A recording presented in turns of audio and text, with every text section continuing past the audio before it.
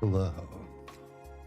It's your boy, Isaac Anzu, hanging out, having a good time with my friends all around the world. Get down with the bad self, with your bad self. Hello, fellow seekers of knowledge. It's your boy Isaac Anzu, and hey, what's this? Did you expect me here at this time? At this time of day, this time of year, in your stream, localized entirely in Germany. Okay. Tab is go to edit mode, and then we select faces. Yeah, it's a new stream time. Can you believe it? All right, what tool are we using? It's the bevel tool, right?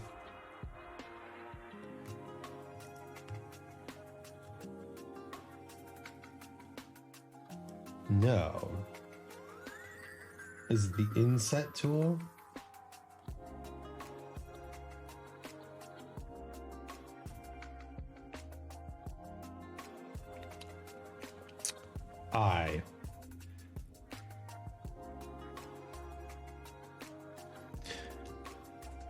Yeah, that's what we want. Look at that. One-stop shop.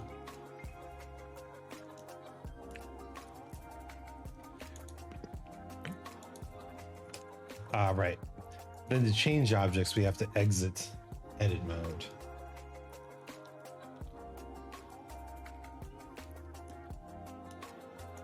Let's see, it looks kind of like this book is this way, and then I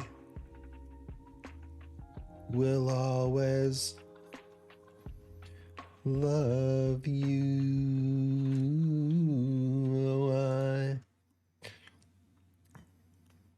Yeah, it doesn't look exactly like a book, does it? I don't give a fuck. We're just doing this for muscle memory, really. Ooh.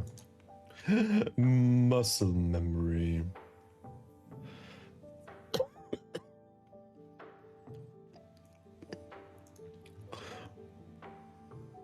Beautiful. How many stacks of books are there? So far we've done 1, 2, 3. Take your hand to come with me. I guess we're doing it this way. So 1, 2, 3, 4, 5, 6. 6 more stacks.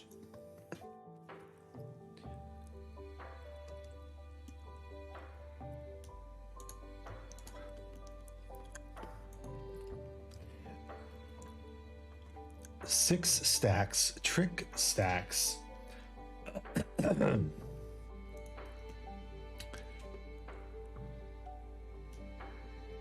Totally thick stacks. If I stacked from front to back, I'd surely I'd have a knack for sticking stacks. Sticky stacks, stacky stacks, stacks on stacks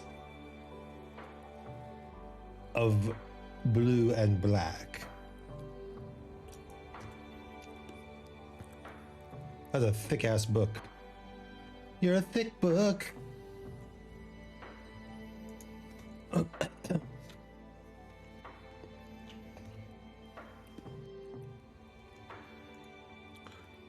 Yeah, it's good that tab switches between edit mode and not edit mode. Because, god dang, you go back and forth quite a bit, don't you?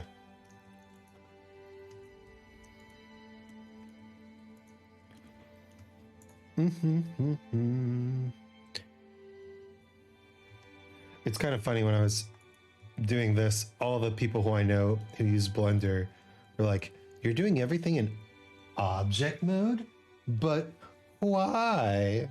And I'm like, I don't know edit mode, fool. But now I will know edit mode. Take that. What are you gonna do? What you gonna do about that? This music is calming. Inset me.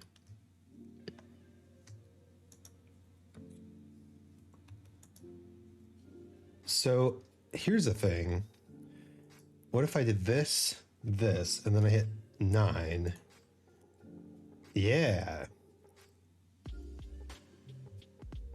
Even though I got the wrong face there. Must remember that 9 just turns the camera around.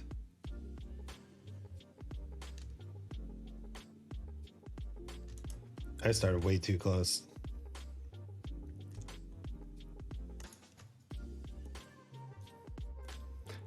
Cute.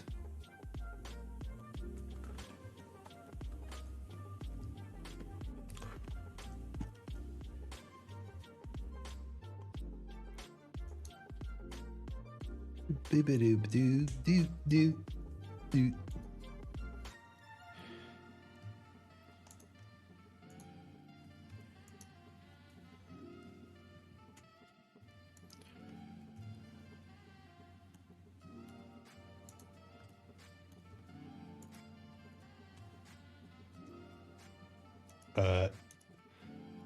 Not unwrap. I don't know what that does, and I'm afraid to find out. Ty, I'm pretty much approaching all this stuff right now. I don't know what you do, and I am not interested in doing anything that I don't understand.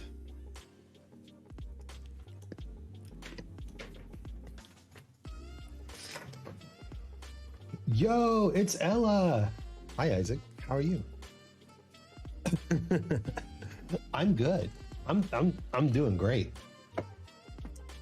Look at how far I've come on this bookshelf. Yes, all the books are the same color, but I mean, that's a problem for future Isaac, right?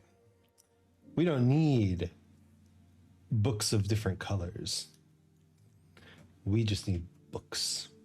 And now I have the unbridled power to make these books more books-like. What are you up to in here? Well, I'm learning how to do Blender. That's it pretty much. Last time we learned how to do this Inset. And now I'm using it to make these books more bookish. We must bookify the books. Bookify me.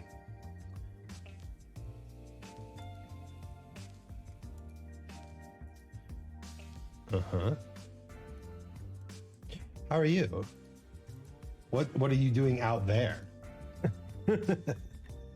Out there, living in the sun. Don't sing Disney songs on stream. I recently watched an acapella. Well, it wasn't acapella. It was acapella, but it was a barbershop. I recently watched a barbershop version of that song, the Hunchback of Notre Dame song, and it was so good, and it's been in my head ever since. I'm all right, coming down from birthday hype. Ooh, hey, cool. Happy birthday. Happy belated birthday, probably. I'm so bad at keeping track of birthdays. That was one thing that I really liked Facebook for. I never forgot anybody's birthday. I was always like, your birthday? Well, I have a message prepared just for you. It's happy birthday. And then they were all like, oh, wow, Isaac, you're so thoughtful. And I'm like, ho, ho, ho, ho.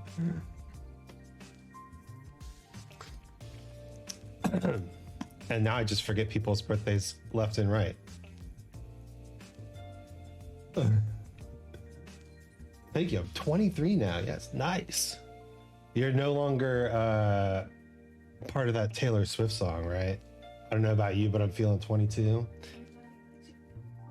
But now nobody likes you because you're 23, according to Blink 182. It's okay. I was screaming about it in Bonnie's servers alls. Yeah, that's what I need. I need people to be their own hype birthday people. And unfortunately, I'm just not on Discord a whole lot. So I appreciate you telling me as well. Yes, I'm out of the Taylor Swift loop finally. Are you ever, though? Are you ever truly out of the loop? Okay, we've turned all our books into more bookish books. So glad nobody likes me anymore. Yeah, all those expectations. Whew, so tough to deal with. Now the question is, should I make something else in here? Or should we go right into tutorializing? Let's try and make these little chess pieces, shall we? Shall we? Look, there's two little chess pieces here.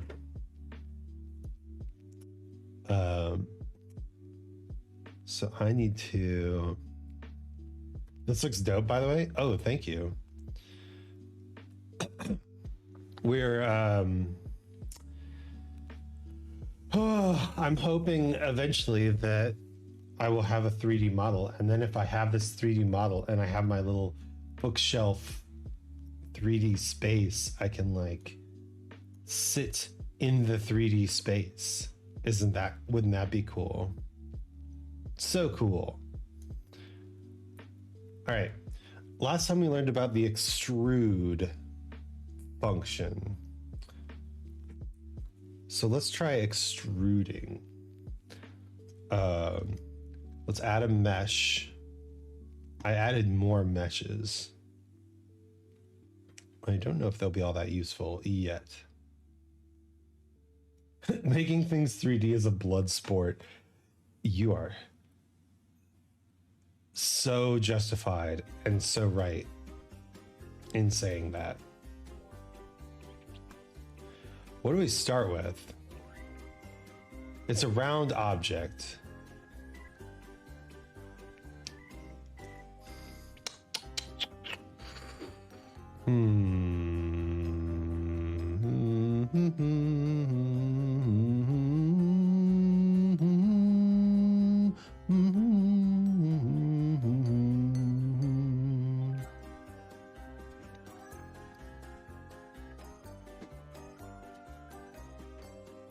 I feel like I need to start with an icosphere because nothing else gives me the vertices I'm looking for. Maybe we're not ready to make the chess pieces quite yet.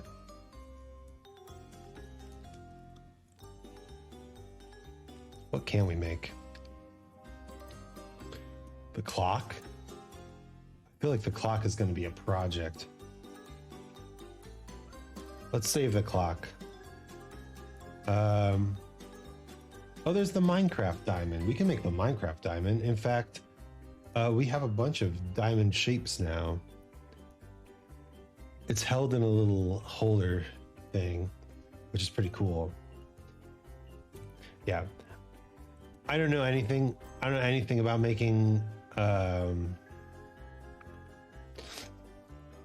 3D stuff. So we're just facing the music here. Let's make a diamond mesh.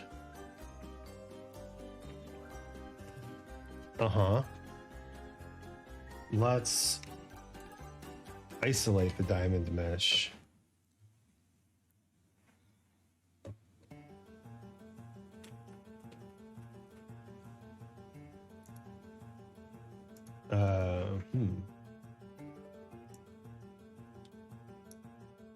Item. Edit. I'm learning so much. Well, that's the goal, isn't it? We're here to learn. Give me the brilliant diamond.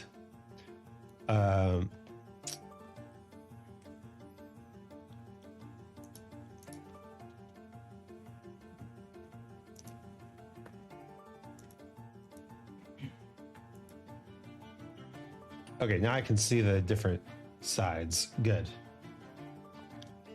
We start with our brilliant diamond. Let's...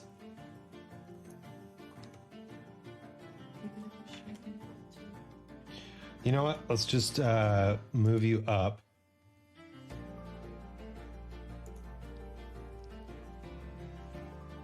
No. Why does it do this? Oh, I see. I can change it. Got it. I can bring this back. Perfect. Okay. We reduce the number of segments so it looks like the Star of David,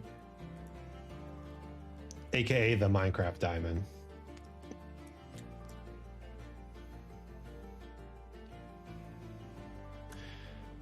Or we could just make it like a star. Crown height. I don't think that matters. Girdle height. Whoa. No, none of that. I don't think we need anything else. This is gorgeous. It does look good, doesn't it? Very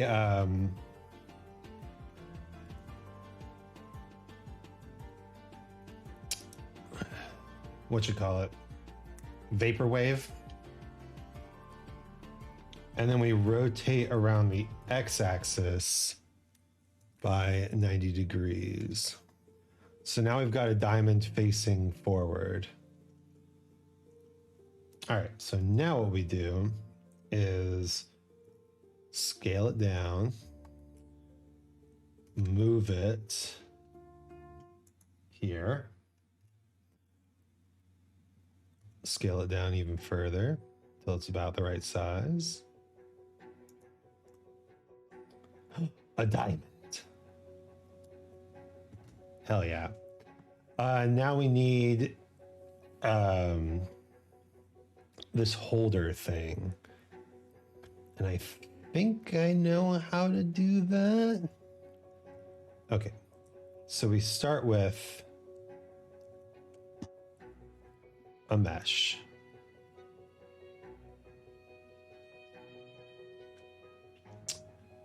We start with this math surface.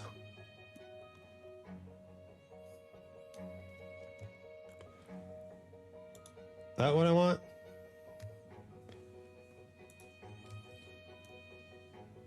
No, that's not what I want. Nope. You'll have to give me tips and tricks for Blender because the last time I used it, I broke everything. Here's my tip and trick for Blender. Use these tutorials. Use these tutorials. They're Joey Carlino's Blender tutorials. Just gonna copy it, put it in chat. Essentially, the biggest tip I got is that you see all these different tabs up here. Like, Blender is actually 17 different pieces of software in one program. And if you start trying to use all the pieces of software, everything falls apart real quick. So this guy says, why don't we just learn one thing first? Just object mode. Learn how to make objects, learn how to manipulate objects. This is what I wanted. Look at that. Rotate 180 degrees along the X. There we go. Look at that. And now let's grab and move that over here. Scale it way down so it looks like it's actually holding the diamond.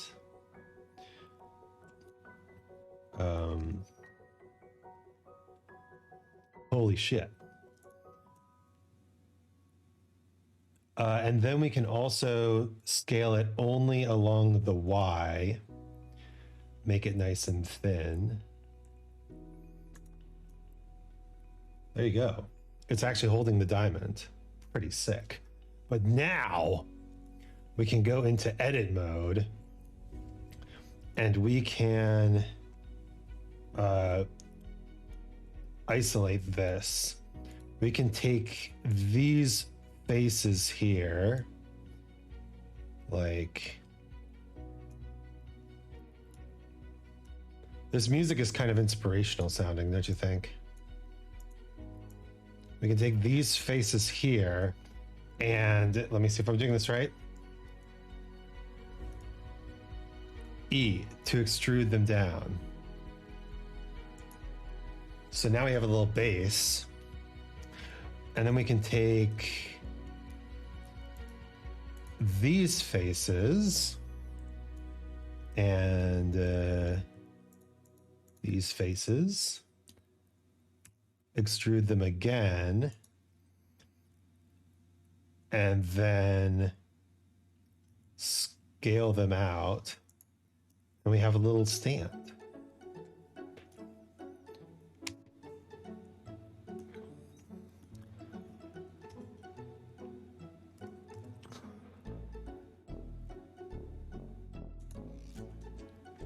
There, look at that. Looking good. I wonder if we can even change the crown height on this. There we go. So now we've changed the crown height. So the diamond is a little more, I don't know, buoyant. And it looks like it's sitting in the thing a little bit better. Now, I think one more thing we can do actually on this, because if you look, the thing has a little bit of a pattern on it. We can go into object edit mode again. What is this music? Where's my inspirational shit? I want my inspirational shit back.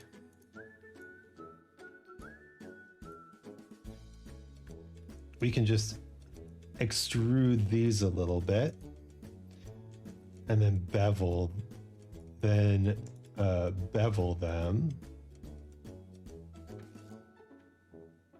No, that's not what I want. Bevel.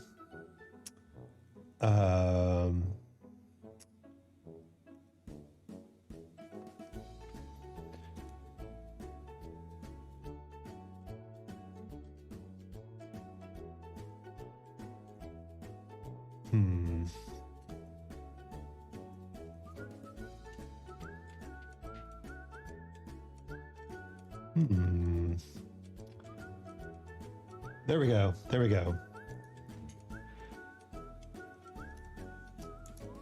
And then we just take, actually what we can do is we can instead select the vertices. Select this vertice and this vertice and just grab them upwards. Like so. Literally adore that. Well, thank you. It's looking kind of good.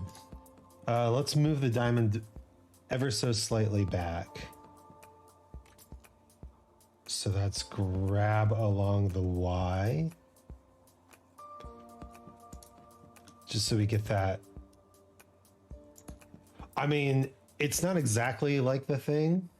It's not exactly the design on the holder. But I mean, it looks pretty good. Okay. I made it. I did it. Now what we need to do is we need to go to this view, not that view, this view. We need to color these. So the diamond gets material, and that material is a new material. That is this color. Beautiful. Then the base, right, it's all one object. The base gets a material. We're going to make it that material. And we're going to rename this material diamond base. And then, yes, and we're going to rename this material diamond.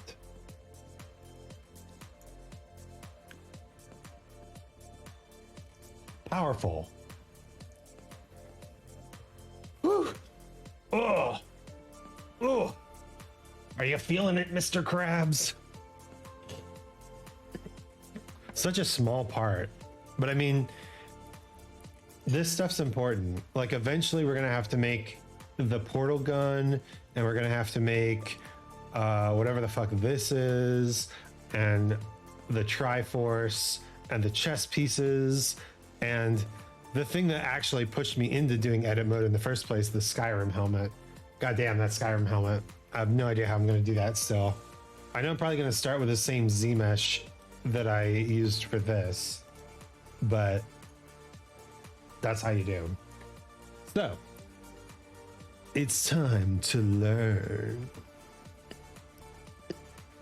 Open recent, edit mode. Oh yeah, here's my prototype book. So I've actually been thinking about, oh right, into object mode with you. I've actually been thinking about, events, like birthdays, recently. I've been thinking about events and how I would want to do more events. Because I kind of realized that doing these sort of weeks where it's just like, do art, do music, play a game. It's nice, it's stable, but I need things to look forward to, you know? We have to build up the things. We need bosses to overcome. We need power. So I've been thinking about how to make more events. Add in a cube and tab into edit mode. We have the loop cut tool right here, so you can click on that and you can see when you hover over edges, it will show you where it's going to add a loop. And if we left click, then it will actually place the loop. I don't actually use the loop cut tool a lot, but I use the shortcut all the time. So let's go back to the selection tool, and the shortcut is Control R. So now if you press left click, it will start sliding it like. Okay, he's jumping in the middle of something. Let me back up a bit, kid.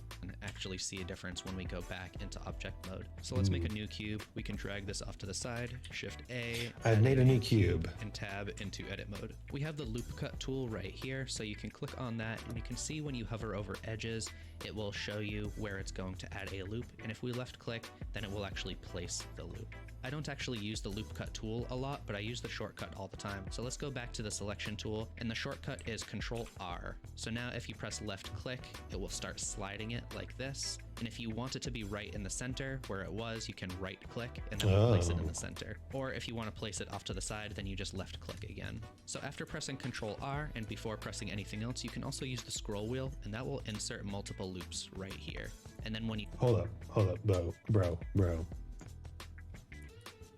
Calm down. He's like dropping bombs on me, and I need to feel it out.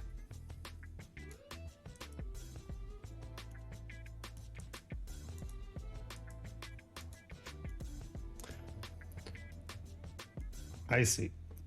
So the loop cut adds a loop cut and then slides the loop cut. So it's two actions, really. So if I add a loop cut, click, click. Okay. One action to undo, but kind of, I think I understand.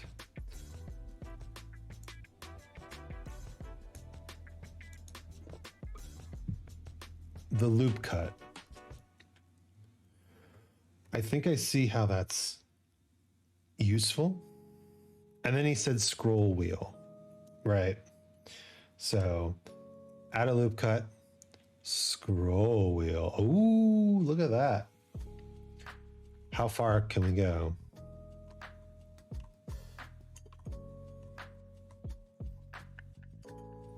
$200. $300. 400 loop cuts.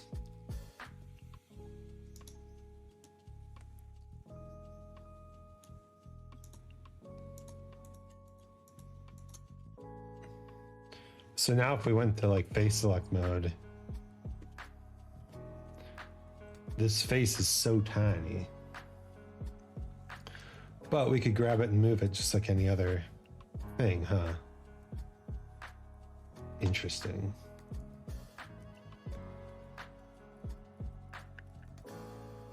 Undo your loop cuts.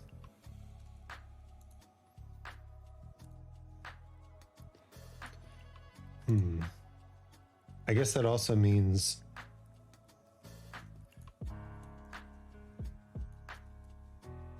okay, see, I'm starting to understand the power of the loop a cut.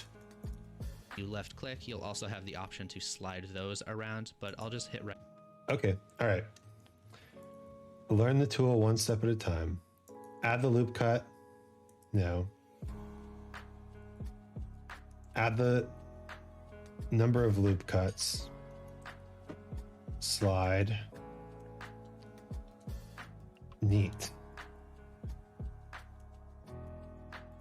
Right click to leave them in the middle. If you want to select a loop going all the way around, you can hold Alt and left click it. And if we go into X-ray mode, you can see that's selected all the way around now. Okay. So we make a loop. Blah, blah, blah. This puts us into line select mode. We can select a single line and move it. But if we want to select a line all the way around,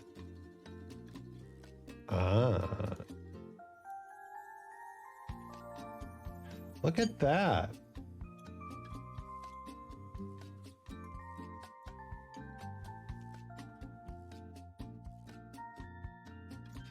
It fits the music a little bit, doesn't it?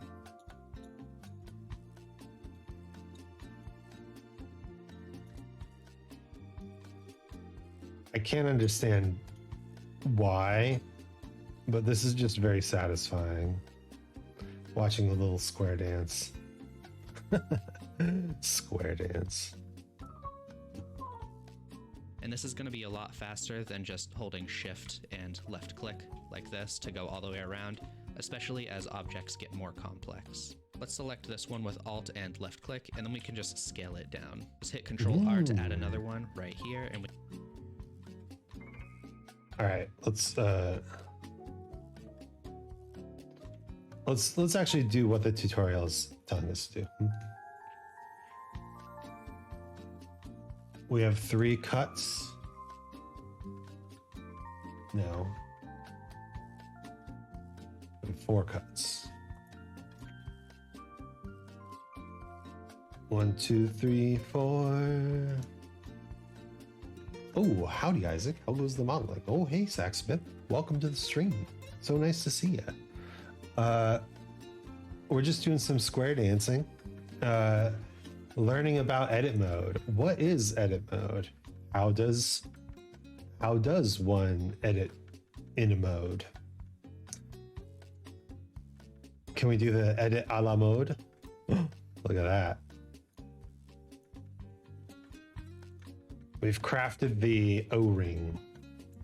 You can scale that also. One thing that's important to know about loop cuts is that they work best with quads. And when I say quads, I just mean faces that have 4 points. Like, they work best with quads. I invented a new shape. Well, let's just say I did, okay? Very important. I own all the rights. Squeezy. Now, a new body type. Finally. Ever since they released Pear, they've really been slacking on new releases. I mean, come on. I know that Hourglass was a hit, but you can't just keep promoting your biggest hit. You have to give the people new shapes to explore.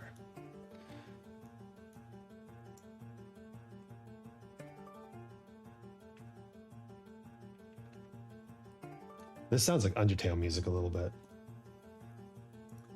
This. And there are some things that you can do in edit mode that will make your faces not be quads anymore. For instance, if I select some of the edges up here and I bevel them with Control B like this, now this face right here has a lot of extra points going around it. And if we try to use the loop cut tool, it's not really going to know which edges to connect. With quads, it'll just connect to the face that's straight across like that. And typically leaving your faces as quads is going to give you the most flexibility. Let's just hit Control Z to undo that bevel. Let's add a loop cut right. That's so interesting. So you kind of have to set up your loop cuts while something is still a quad. And then maybe after you've done all your loop cuts, you can like grab a face and go like, whoa. Here it is, boys and girls and others. The new body shape of the 21st and a half century.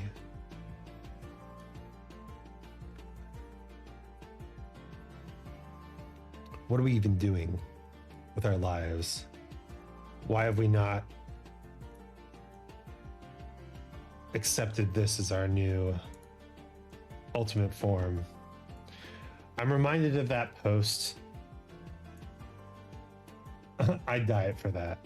I'm reminded of that post that's like, people are so uncreative when they're trying to imagine the ultimate beach body. Wouldn't the ultimate beach body have like robot huge claws, like a sand repellent anus and stuff like that? That looks painful. Well, maybe it will help if I do this. More relaxing. Much more relaxing. Right here with Control R on this angled spot, and let's hit right click to place it in the very center. And if you want to... Oh my goodness, I've gotten distracted again. Okay.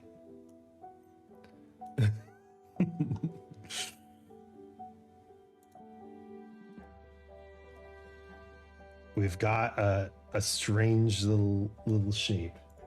Move it after you place it, you can just hit G to move it around, but as you can see, it deforms quite a bit. So if you want to slide it up and down, you can hit G and then G again, and that will enter loop slide mode right here. And as you can see, it's not changing the angle of any of those faces right there, which is pretty nice. There is a tool for that if you go down a little further. It's called Edge slide. Okay. So essentially if we grab it, it does some wonky stuff. But if we grab it and grab it again, then we can just slide it along the edge again. After which we can still grab it. Neat. edge slide, and that's going to work the same exact way. If you click and hold on the loop cut tool, we also have the offset edge loop tool, and if you click and drag, you can see that it'll create two loops from the center right there. All right, let's go. What was that? Offset edge loop tool. Hey Isaac, first time chatter here. Has anyone really been far even has decided to use even go want to do look more like? Well, the answer is if you want to look more like to do want, even if you go, you have to decide to use really far even as been anyone. Yes. The answer is yes. So what does this offset edge tool do? Ah, okay. I see. It makes more loops. So wise. Also, hi Isaac. Hi Mary. How's it going? It's been so long. It's good to see you. I hope that you're well. So much has happened since the last time you were here. We're learning Blender. That's one thing. It's been at least 2 weeks. Possibly. Go back to the selection tool, hit tab to go into object mode, move this to the side, and let's add a new one with shift A and go into edit mode. Next. Bro is blown up. Yeah, so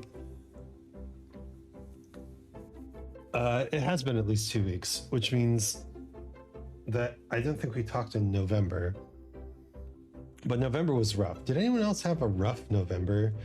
I found November to be particularly annoying.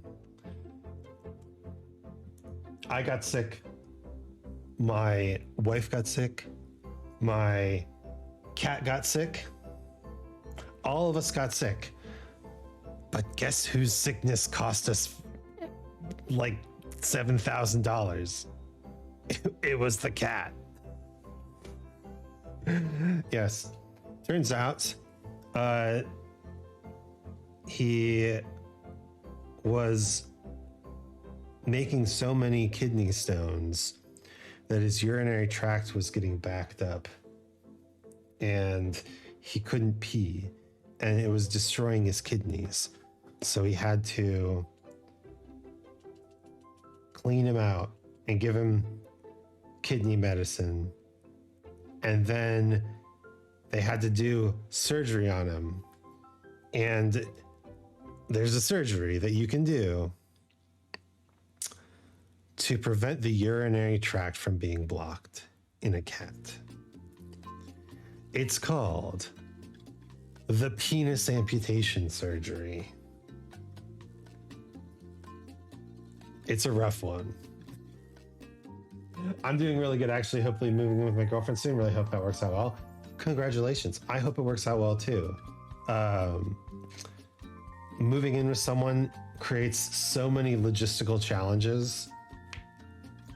It's tough. It's real tough. That said, it really is the best way to know if you're long-term compatible with someone, because it's easy to fall in love. It's hard to reorganize your life around someone you love's life. But if you're able to do that, then that kind of means that the love is more important than the other things in your life. And it's a good test, and I hope for the best. November was pretty rocky. Tell us about your November. I'm not even done with the cat story, because when he got home, he jumped around too much and he herniated his intestines out of his surgery hole. It was horrible, and he had to get another surgery. And at that point, we just like kind of kept him locked in the bathroom where he couldn't jump all over things. And then finally, we got the stitches removed and he came back and he's healthy now, except he has to have expensive food because otherwise he'll like develop more kidney stones, and we want him to like fully recover and get used to his new lifestyle, his new dickless lifestyle, before he goes back onto his old food. So it's 6 months of expensive food. This boy. Anyway, December has been so much better because Blue is feeling way better, and also my wife got a job. Yay. So December, we're looking up. December, you have my heart. What am I doing with this cube? Let's talk about the knife tool. So you can start with just clicking on an edge like this, and then you can left click to draw pretty much whatever shape you want. Ooh. And when you're done, you can hit enter. And if you don't end by connecting it to another edge or another point, then it will create them for you like that. Now if we... All right, let's learn about the knife tool. The knife tool is K for knife.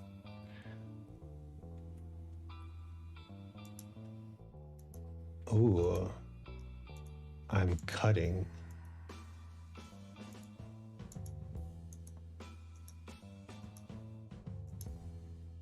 I'm trying to make the shape that he made.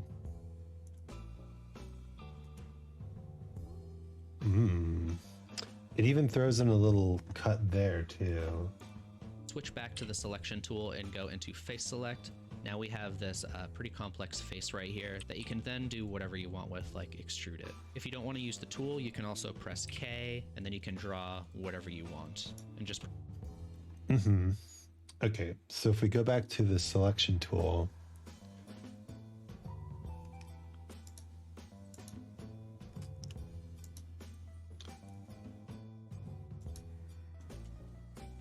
it looks like a C or maybe a G. His looks like a C. Mine looks more like a G. Or like a 6. Or a B. Or a P. Or a Q. Or a D, I guess. If we're getting all like rotational symmetry, super powerful design. We can also grab this.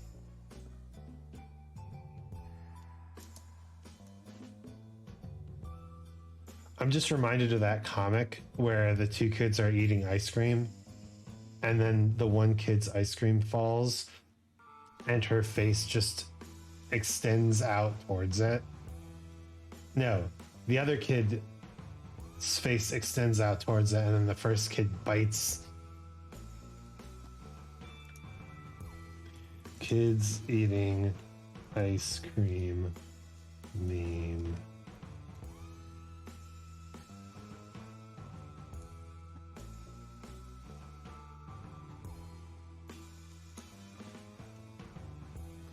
None of this is what I'm looking for.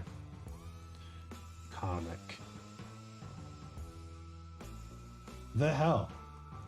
Google. Give me my fucking... I don't want stock illustrations. I want comic meme. Okay, well that's all I had to do apparently.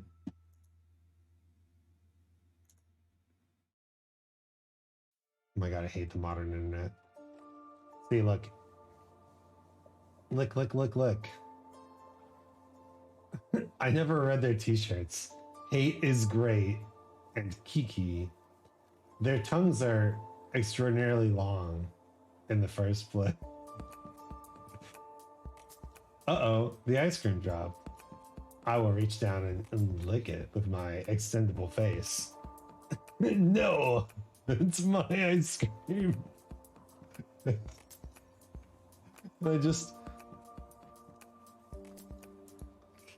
I just love this face. I love this little face at the end here. The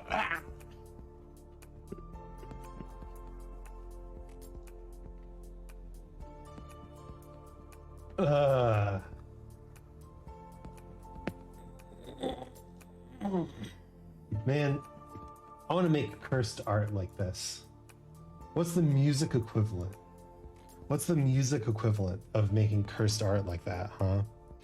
What is it? I want to know. Please show me. I want to know if there are cursed artists like me. We haven't even made anything cursed in Blender yet. But I guess that comes with time, huh? Okay. In you go, I guess. And then we can just hit K and, as he said, draw whatever we want, which is exactly what he's drawing. And then I think you have to hit enter to make it happen. Press enter when you're done. If we Press long enter when press you're on this, done.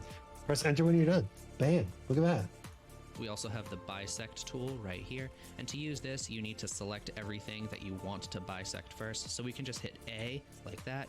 And now if we click and drag, we'll be able to draw a line like this. And if we rotate around, you can see that it cut all the way through our object. So Ooh, okay, that's cool.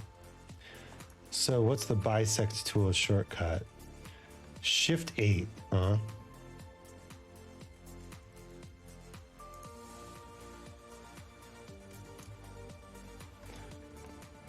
Let's select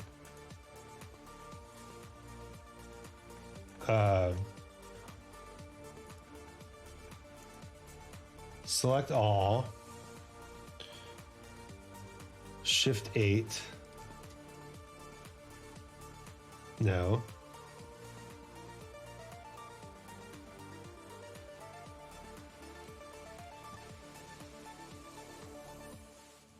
Bisect me.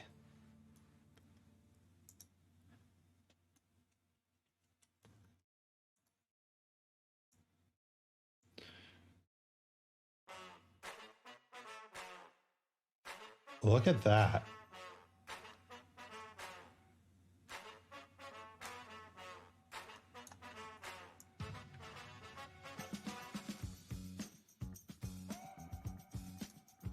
Whoa. if we check one of these clear options and then hit A to select everything and click and drag, you can see that it's going to start cutting stuff away like that, but it will leave a hole. And if you don't want it to leave a hole, that's what the fill option is for. So let's hit Control Z, turn on the fill option, and then we can click and drag, take a look at it, and you can see that it's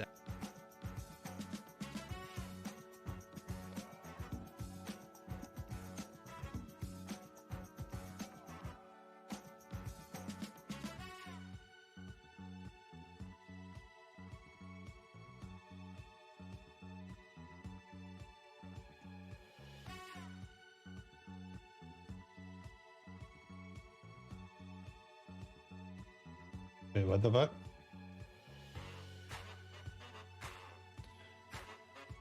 Select all. Bisect.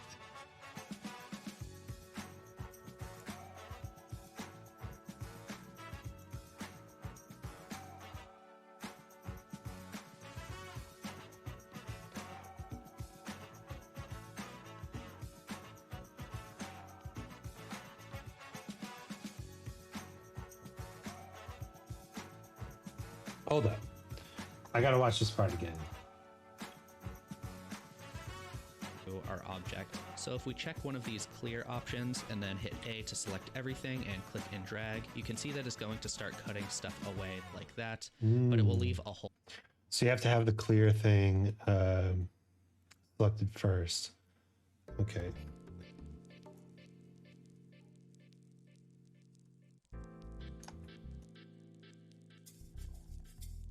Look at that.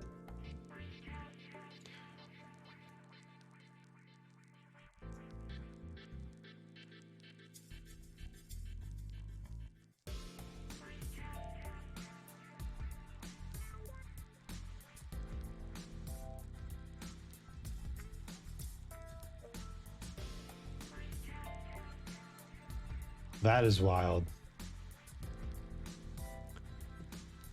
It just cuts it or bisects it. Excuse me. It just bisects it, I guess.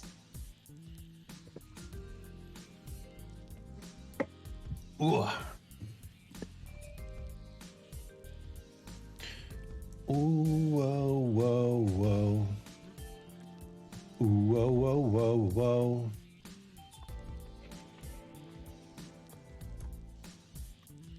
That's wild.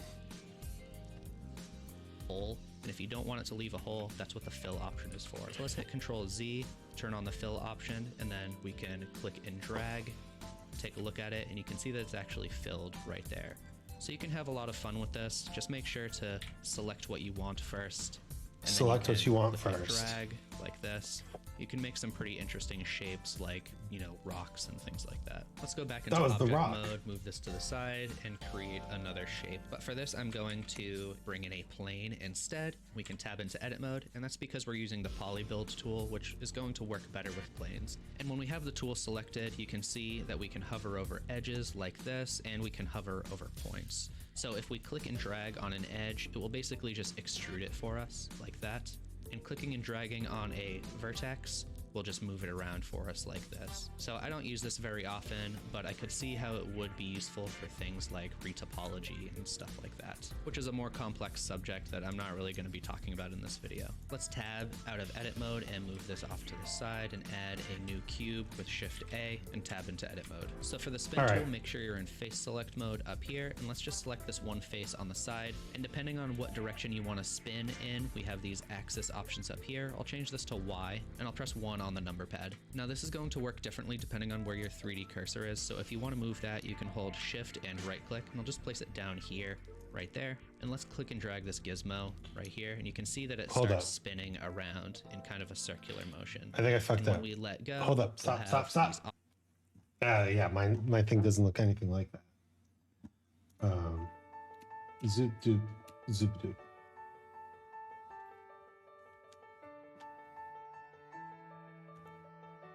A and tab into edit mode. So for the spin tool, make sure you're in face select mode up here, and let's just select this one face on the side. And depending on what direction you want to spin in, we have these axis options up here. I'll change this to Y, and I'll press 1 on the number pad. Now this is going to work differently depending on where your 3D cursor is, so if you want to move that, you can hold Shift and right click, and I'll just place it down here, right there. And let's click and drag this gizmo right here, and you can see that it starts spinning around in kind of a circular motion. And when we let go, we'll have these options down here where we can change the angle. So if we want this to only go halfway, we can change it to 180. You can also up the step count like this. I mean, it looks cool, but change where it's pivoting around right here. If you hold up.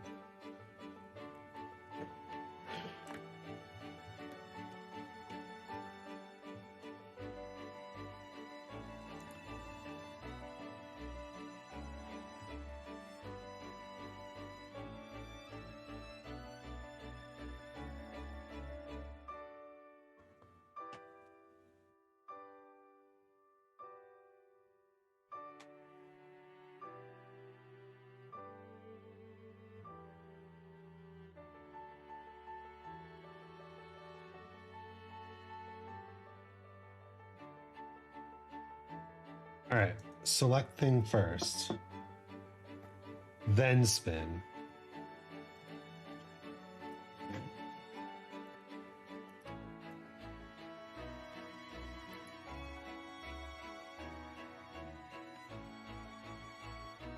Okay.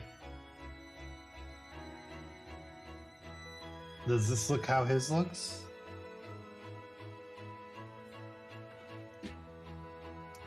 and I'll press 1 on the number pad. Now this is going to work differently depending on where your 3D cursor is, so if you want to move that, you can hold Shift and right click, and I'll just place it down here, right there.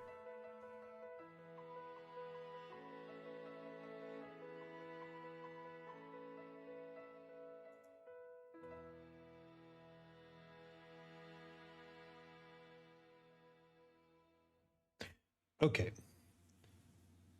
Shift right click. Ah.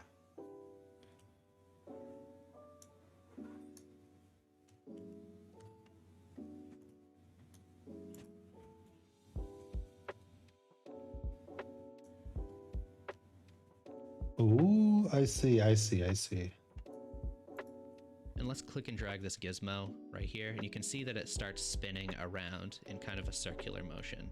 And when we let go, we'll have these options down here where we can change the angle. So if we want this to only go halfway, we can change it to 180.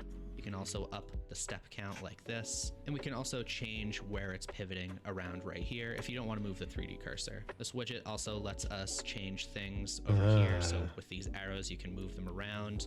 And there's a little circle in the middle that you can click and drag to move both axes right there. This one's a lot of fun, could be really good for things like cup handles or doorknobs or, you know, air vents. There are a ton of things you could make with this. Let's tab out of edit mode, move this off to the side, and I'll create a new cube. But I want our 3D cursor to move back to the center, so I'll hit Shift S and choose cursor to world origin like that. Then we can hit Shift A and add in a new cube and tab into edit mode. Let's switch back to the selection tool, and I'm just going to hit A to select everything, and we can right click and choose subdivide. Subdivide is a way of adding a lot more geometry. So as you can see, each face turned into 4 faces. And if we use this menu down here, we can change the amount of cuts like that. And we also have this smoothness option that is going to be really helpful. Where's Change this the amount subdivide? of Let's switch back to the selection tool, and I'm just going to hit A to select everything, and we can right click and choose subdivide. Subdivide is a way of adding a lot more geometry. So as you can see, each face turned into 4 faces.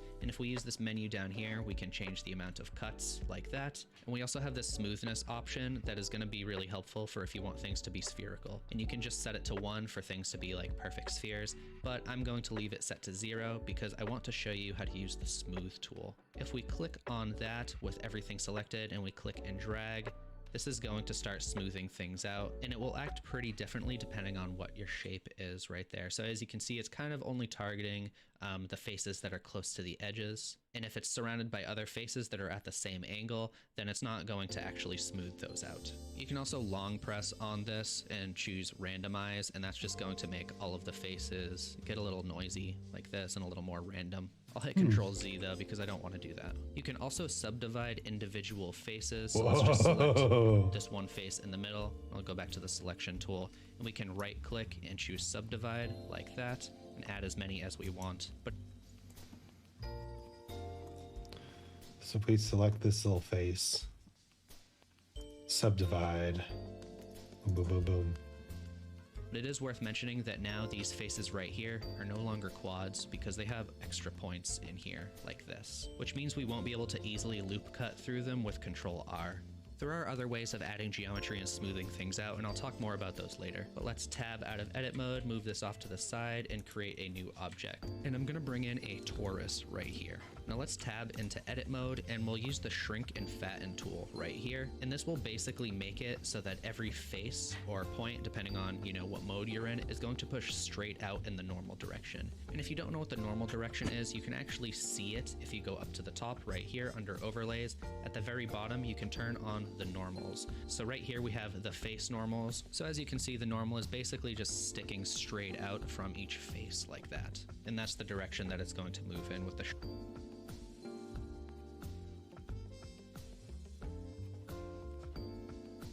view options. What?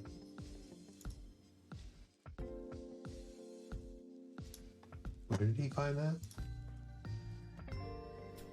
See it if you go up to the top right here under overlays. At the very bottom, you can turn on the normals. So right here we have the face normals. So as you can see, the normal is basically just sticking straight out from each face like that. And that's the direction that it's going to move in with the shrink and fatten tool. It's a little noisy with this turned on, so I'm just going to turn it off.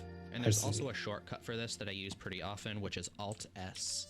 That. And this is going to be very handy for if you're selecting an entire loop, again with Alt and left click, because if you want to push everything outward, you can't really use G to push it in the outward direction. You have to use Alt S to push it outward in the normal. So let's try that. Alt click. No, that's faces. We select this loop. If we G, it doesn't really do what we want it to do. But if we Alt S, oh, see, look at that. That's cool.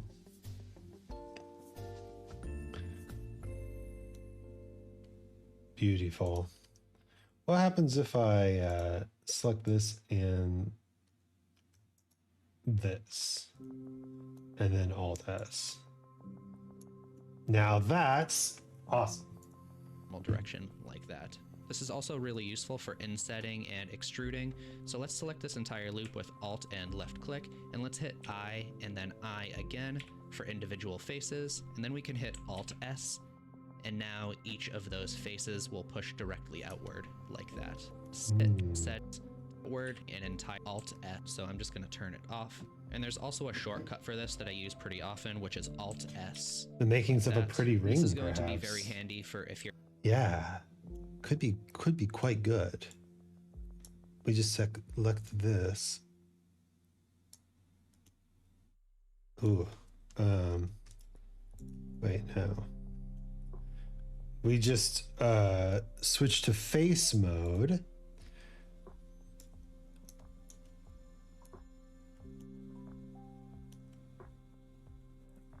Select all of these.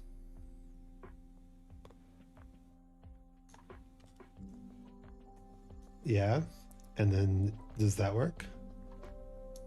Kind of. It's a little janky.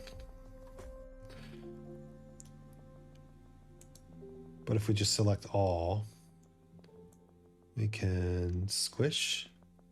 Oh, it gets a little janky there, doesn't it?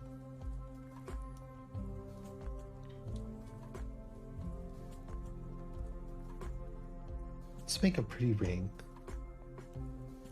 Pretty ring. I'm pretty ringing in the new year.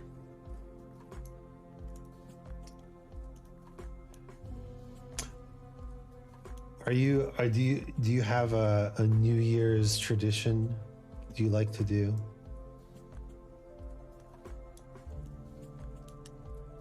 Extrude on the normals. It's pretty slick. All right, so Alt.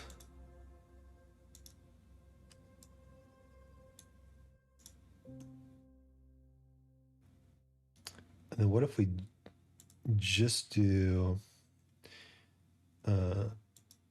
these faces? Oh, look at that. That's so good. It was fun watching you make actual Wizard Magic on stream, but I'm off to bed. Good luck and cool stuff working on. Well, thank you. Ugh. The ultimate goal is to make music videos in Blender. I'm pretty far from that, but we'll see. I like to get people with New Year's jokes. New Year's jokes. The classic. I haven't seen you all year. Oh my God. That's a good tradition. Anything can be a tradition. Then what if we boom, boom,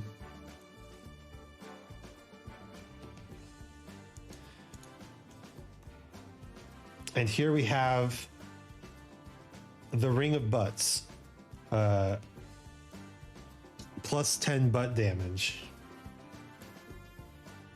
Eh? The ring of butts.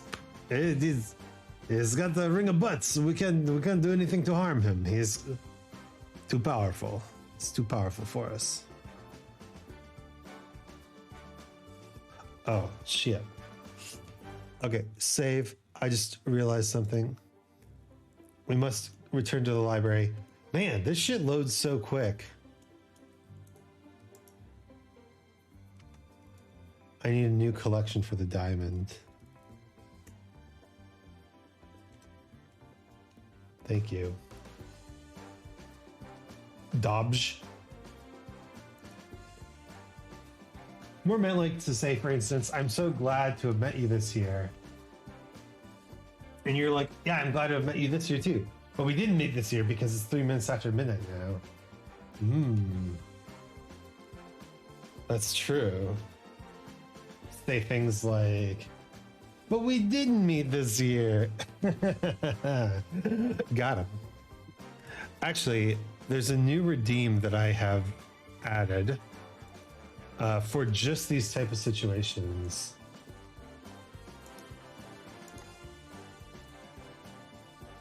Like so. Did it work? Oh no, it didn't work?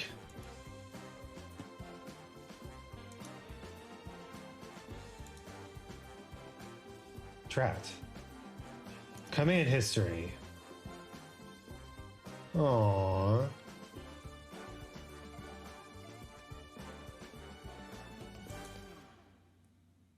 Let me go. All right. New thing. I'm glad I'm the first one who did it.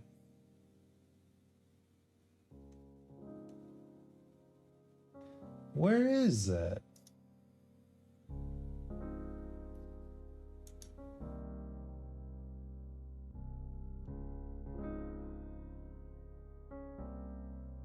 What? Where's my reward? I made a reward. Well, that's annoying.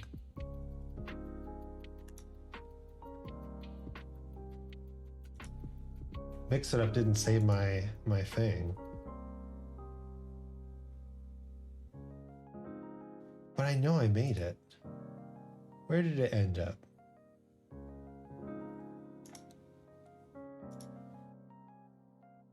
Wild. Aww. Okay. Add commands to existing reward. Reward name. Got him. Perfect.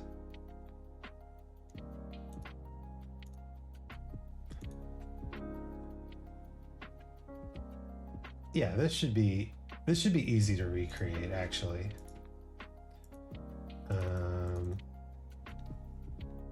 Sound effects. Vine boom.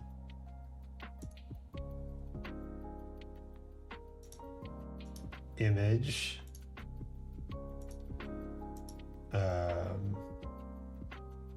Image.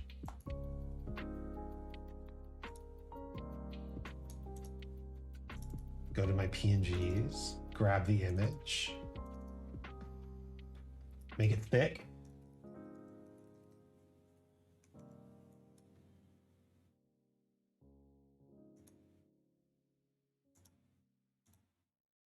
Save. Okay. Let's try that again. Incredible. Worked perfectly that time. Okay, cool. So anyway, it's basically the Badum Tish, but I don't know, meaner. Hey, but we didn't meet this year. Oh wait, it's on cooldown. I can't even do my own joke. Curse past me for putting a cooldown on the Gotham, but I knew that people would spam it if I didn't put it on cooldown. Maybe it doesn't deserve a cooldown. Maybe it's truly worthy of, spamming. Ooh, hi Revive now. Thank you for reminding me that you're here. Got him. Hello. God, now that there it goes. Okay, it's good. It's good. We got it. It works.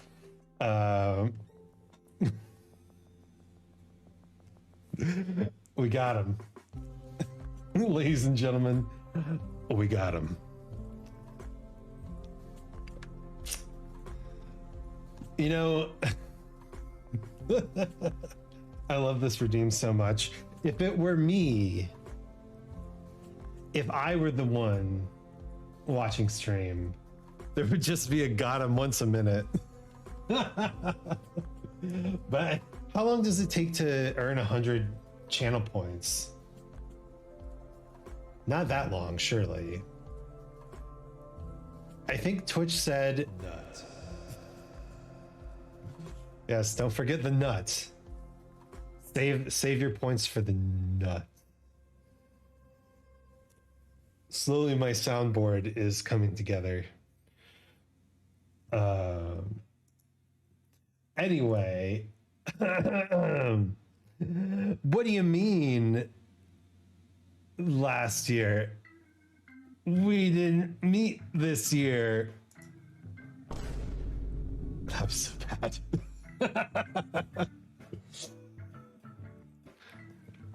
Read the room, Isaac. Learn to memorize the joke before you deliver. Very important. We are 16 minutes into this 2-hour tutorial. Hardcore blending happening over here. Actually, this shrink and fatten tool is kind of sick. I like it a lot.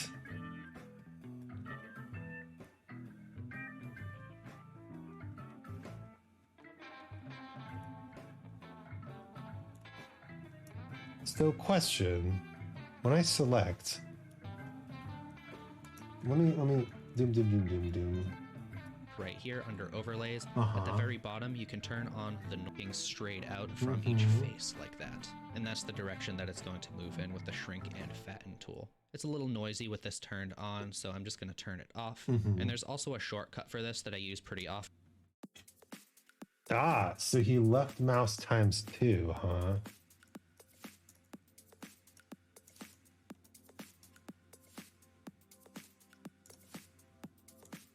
Wait. In face mode. Oh, yo. It's been over 2 years. Congratulations, Snow.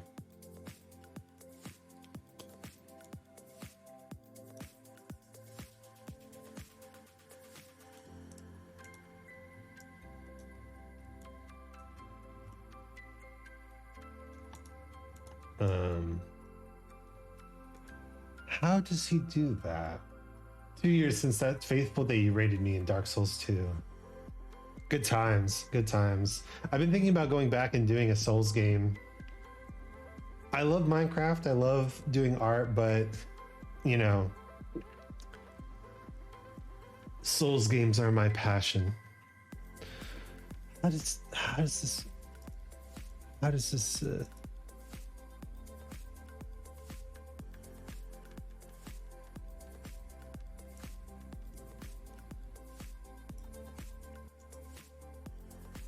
Eh?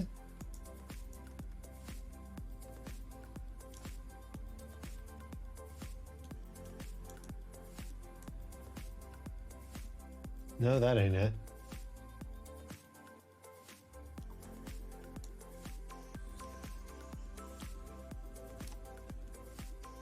No, that ain't it.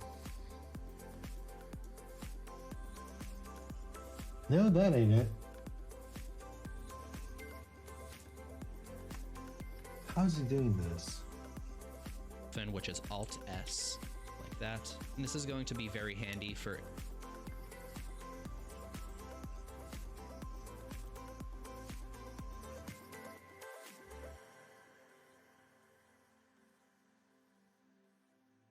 Eh? Oh my god. These blasted newfangled programs being so complex. I know.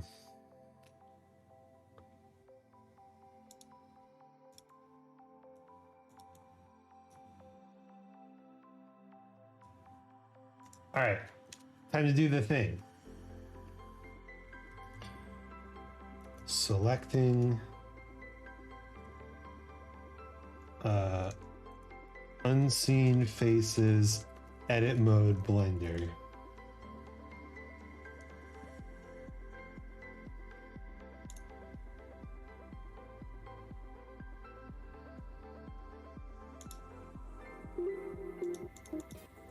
From other softwares.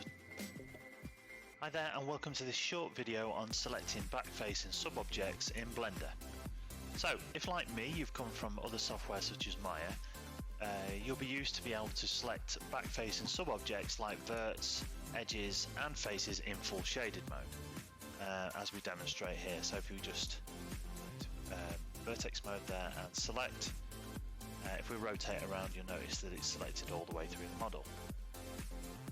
So what we can do is we can go to this address on Gumroad and we can download this. Does he have X-ray mode on?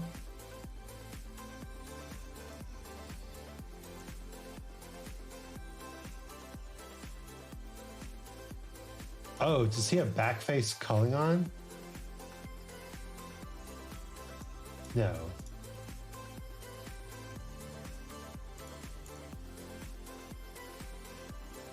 I mean, X-ray mode does what I want to do.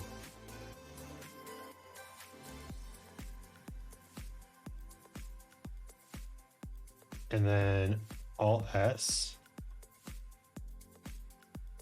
That does the thing. But it doesn't look like he has X-ray mode on.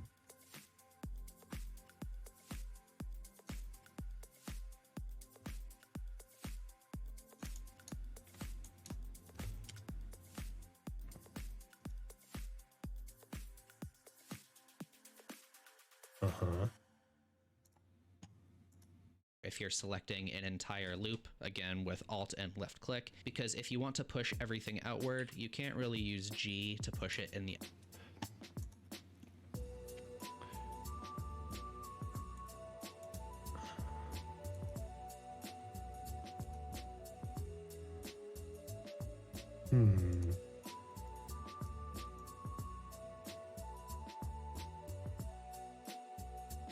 Yeah, it just doesn't select these faces down here, does it? I mean, I can make it do that.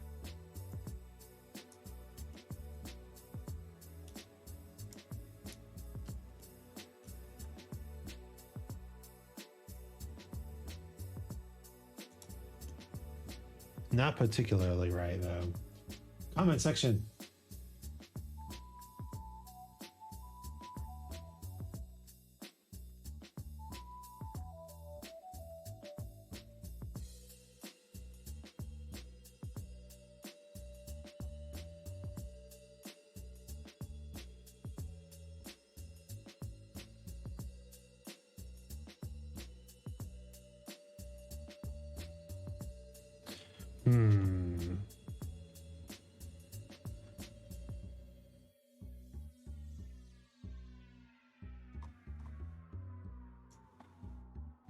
Skillshare BTFO.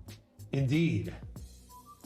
outward direction, you have to use Alt S to push it outward in the normal direction like that. This is also really useful for insetting and extruding. So let's select this entire loop with Alt and left click, and let's hit I and then I again for individual faces, and then we can hit Alt S, and now each of those faces will push directly outward like that. I think this is a really underused each of those. Select this like that in the outward click, going to be a shorten tool. It's a little noisy with this turned on, so I'm just going to turn it off. And there's also a shorten tool. It's a little noisy with this turned on, so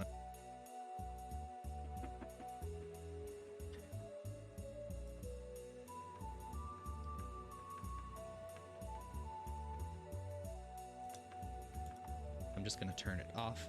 And there's also a shortcut for this that I use pretty often, which is Alt S, like that.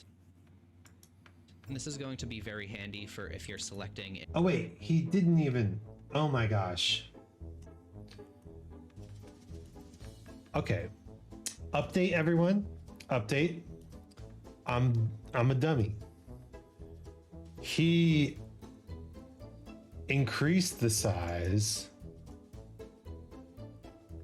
not decreased, which is why it looks good from that one angle, but nothing else. You can see the deformations. Again with Alt and left click, because if you want to push everything outward, you can't really use G to push it in the outward direction. You have to use Alt S to push it outward in the normal direction like that. All right. This is also really useful for insetting and back on track. extruding. So let's select this entire loop with Alt and left click, and let's hit. Let's select this entire loop. I and then I again for individual faces. I. And then we can hit Alt S, and now each of those faces will push directly outward like that. I think this is a really underused tool, and it's really worth learning how to use. Let's tab out of edit mode, bring this. Look at his collection of stupid objects. I love it. I kind of love it.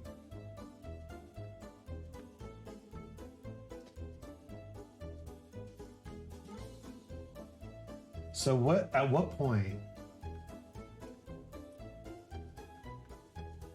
All right, we are almost halfway to the point where he stops talking about the tools and we start making the stuff. So close, almost halfway. It'll get faster after this, I swear.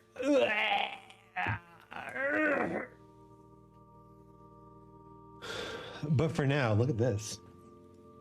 We can make things that.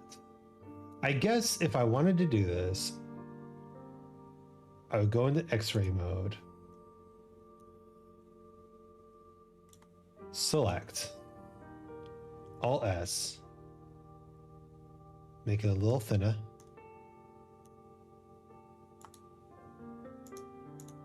Leave X-ray mode. And see, now we've got this, like, you know, 2 thickness ring. Is this pretty? Am I pretty?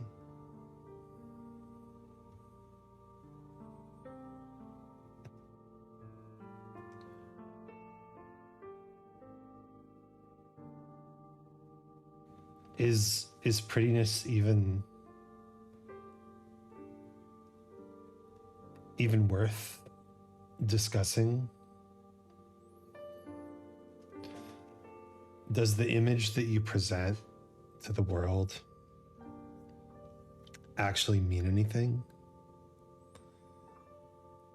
Do we judge so quickly on appearances and miss the people who could truly impact our lives? The people who could be good, the people who could change our world.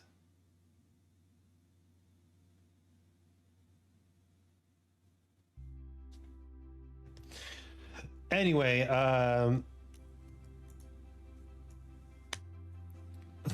let's make a new object. Over, press Shift A, and this time we'll add in a cylinder. And Cylinder. tap into edit mode. We can select the top face right here and just extrude it up with E like this. Let's so if you wanted this go. to be like a pipe going at a 90-degree angle, you'd think that you would be able to just rotate it, but as you can see, it's going to kind of change the angle of the sides right here. So the tool that we would use to do that is called the shear tool right here. So we can click on that and it will give us 2 different axis options. So the one we want to use is this one right here. We can click and drag it. So you can see now that it's like it's rotating, except it will change the size of the face so that all of these faces are still going in the same direction. Ah. Shear. Shift Control Alt S. You fucking kidding me?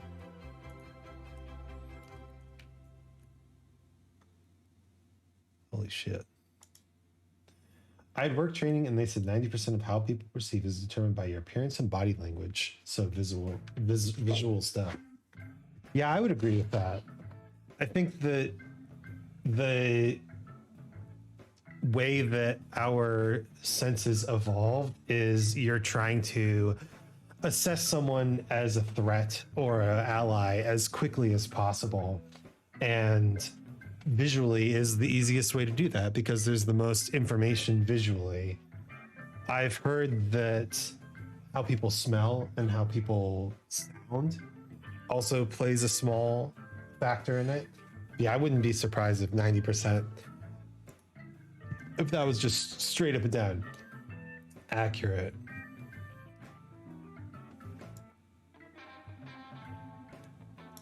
What?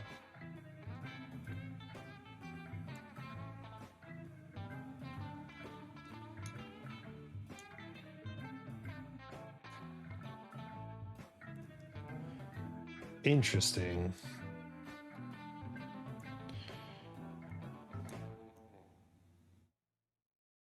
I was like, damn, I cross my arms and legs all the time and have resting, not nice face. Yeah,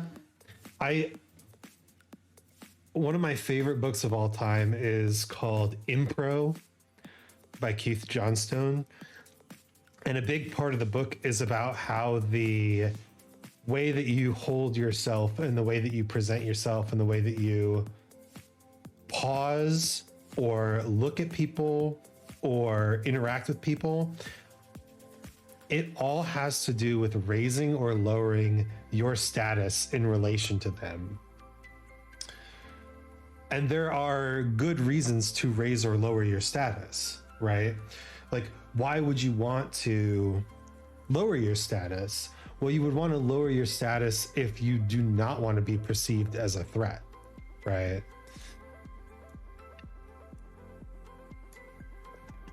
The shear tool, it's sheer madness.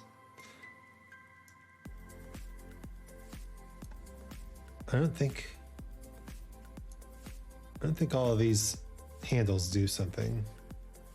This is how I survive IRL. Yeah, exactly. He makes a really good point. So he was a teacher, and of course the new teachers are assigned to the lowest classes with the most trouble students. And he said, yeah, except once I talked to these kids about what they were interested in doing and figured out how to make things interesting for them, all of a sudden these quote unquote troubled kids were writing up a storm, right? Like this class had no interest in writing, and he was an English teacher. So he brought in his typewriter and he would type out words for them. And then one day he said, tell me about one of your dreams. And the kids were like, wait, we can do that? We can just write our dreams out? And he's like, well, yeah, of course. But it was not obvious because nobody like gave these kids the time of day, right? So all of a sudden he has this entire classroom of kids writing about something deeply personal to them and just shouting out words whenever they don't know how to spell something, and then he spells it on the board. This entire class of kids just like all of a sudden able to express themselves, able to connect to this thing that was esoteric and unknowable, that these teachers were trying to say, it's important, and I'm not going to tell you why it's important, right? And all he had to do was lower himself, lower his status, lower his position, and say, what's important to you? Like, it's a legitimate leadership strategy, not just a survival strategy. Yeah. Impro, it's an amazing book. I'm actually in the middle of a project. It's on a brief hiatus, but it's coming back. We're coming back, baby! Where I'm turning the entire book into rap verses. And we got to rap verse number 49. And that's about halfway through the book. So we're going to keep going. But now that I have more money to pay my video editor, ooh, it's coming. Ooh, they're coming. Oh yeah. I'm excited about it. Plus, it'll be good to be releasing 20 more verses to the magic number. I know. Ashamedly, I did not have enough material to write 420 verses. Why? Let's learn more about the shear tool. Like that. I don't use this tool very often. Instead, I use the shortcut, which is Control, Alt, Shift, and S. It's just all of the Yeah, all the modifiers. Okay. Control, Alt, Shift, S. When the face is selected. No. When the face is selected. Control, Alt, Shift, S. Control, Alt, Shift, S. Shear. Control, Alt, Shift, S.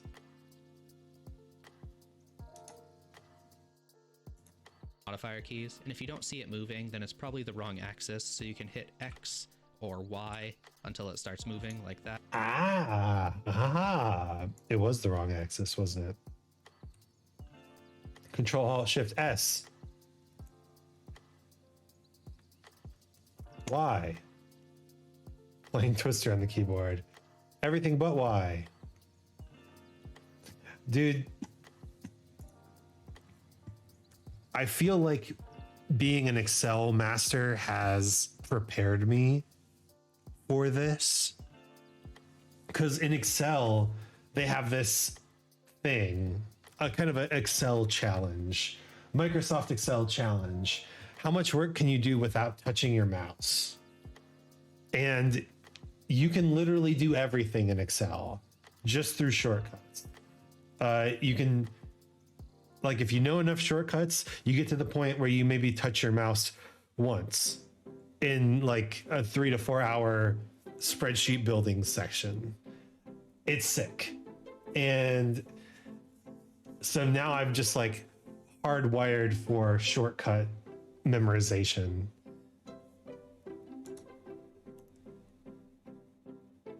Shearing.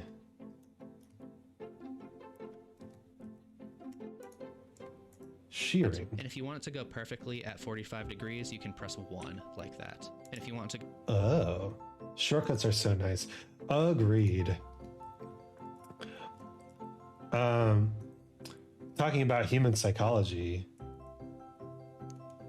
Whoa. Oh, I see.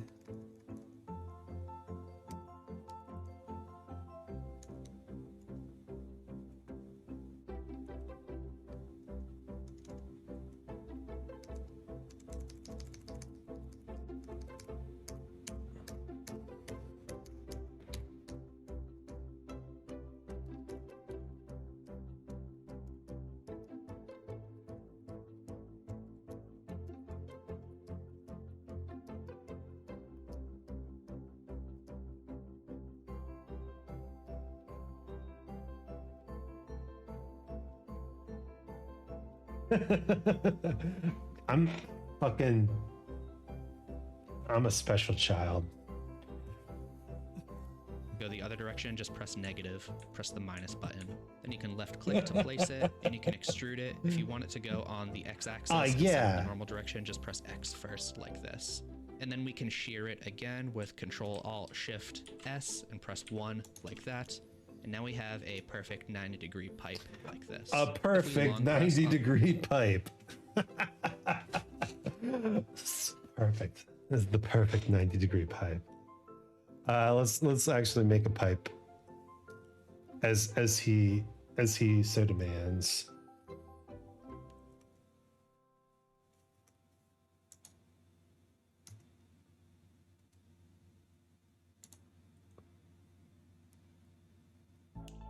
I hate having to touch my mouse, especially ever since I have two of them on my desk, which control separate devices. And then we can shear it again with Control-Alt-Shift-S and press 1 like that. Ah, let's shear it again with Control-Alt-Shift-S and press 1. Look at that. The perfect pipe. And now we have a perfect 90-degree pipe. A perfect 90-degree pipe. If we long press on the shear tool, we also have to sphere right here. And if we hover over it, it says that the shortcut is Shift-Alt-S. So just to show you what I mean, let's tab out of edit mode and move this off to the side. And let's add in another cube with Shift-A. Tab into edit mode, select everything with A, and let's subdivide this a few times. Turn this up quite a bit. So if we wanted to turn this into a sphere now, and we don't have the option anymore, we can use the to sphere tool. You can basically click anywhere and start dragging right, and it will turn it into a sphere. And this is going to work for pretty much any shape. So let's delete this actually and add in Suzanne the monkey, and we can try this on. What is it? Shift-Alt-S. Okay.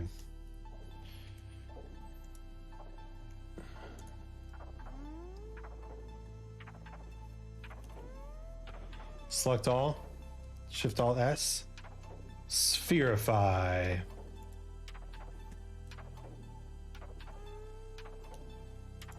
Suzanne, we can click and drag like that, and it's going to try its best to turn all of the points into a sphere. We have some overlapping faces, but it is in fact a sphere. And like I said, Wow. Okay. time to add in the monkey. Suzanne the monkey. Mesh. Monkey. Monkey. So normal monkey. Chibi monkey. I have no mouth and I must scream monkey.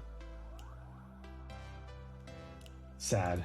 Before, the shortcut for this is Shift Alt S, so we can try that and it works just the same. So I'm gonna hit A to select everything and then M to move to a collection, and you can choose this new collection option, give it whatever name you want and click OK. And then we can just click this checkbox and all of them will be hidden. Then I'll add in a cube with Shift A, tap. Yes, see it, but I don't care, so I'm just going to... God, that is a fucked up looking object when we put it in object mode. Oh, Suzanne. Oh, Suzanne.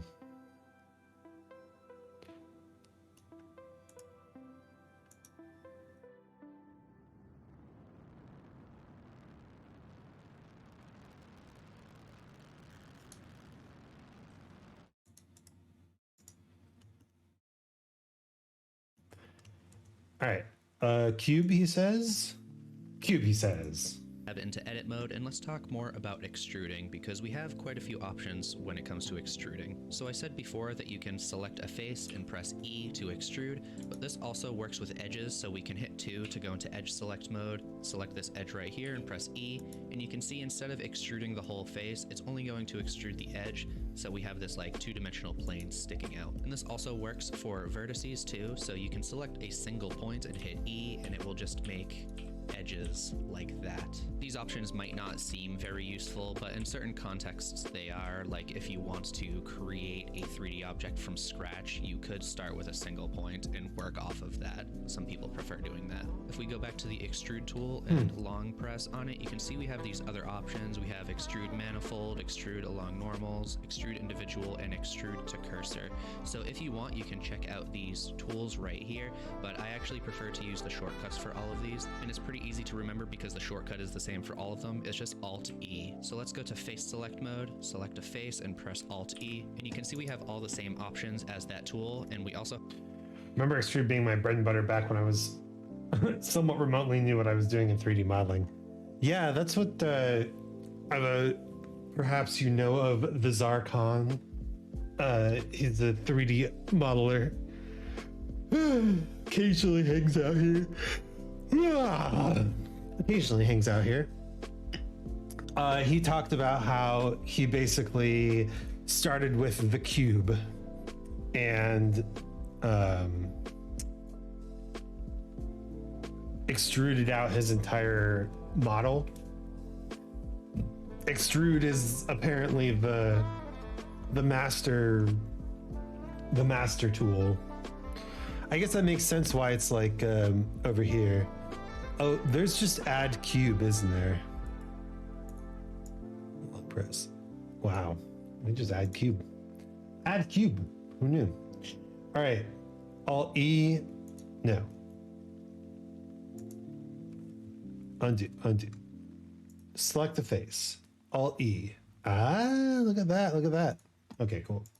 have extrude, repeat, and spin right here. By default, when you extrude a face, it will extrude in the normal direction and you can go in or out like that. But when you have more than one face selected, instead of both of them extruding in the normal direction, it will kind of average the direction. So instead of this one pushing directly out and that face pushing directly out, it will kind of go diagonally like that. So if you do want it to go directly out, that's when you would press Alt E and choose extrude face along normals. Now you can see they both push directly out in the normal direction like that. And you That is not how I expected that to work. Alt E, extrude faces along normals. Interesting. I didn't expect the connection to stay here. Alt E, extrude individual faces. This is how I expected it to work. You might notice that it's not completely parallel right here. That's because it's keeping these edges like the same length. If you don't want that to be the case, you can open up this menu and choose offset even like that, and it will make it parallel for you. Okay. Extrude faces along normals. Boom. Offset even. Look at that. Whose face is that? That's a character face.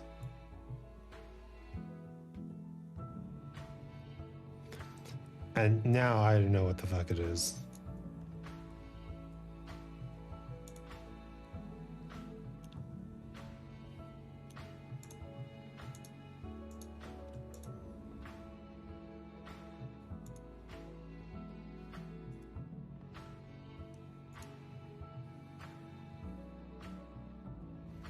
Oh.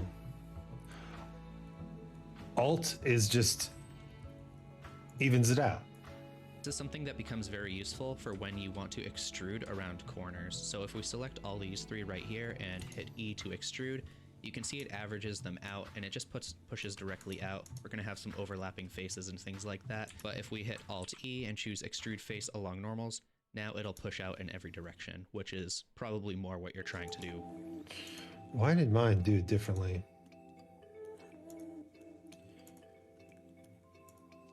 Mm-hmm.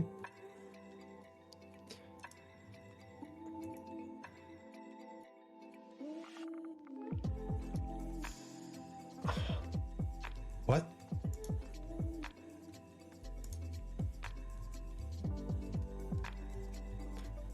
Oh, right. Khan talked about this. It's two actions. It's two actions. We added points. So if I go back far enough, now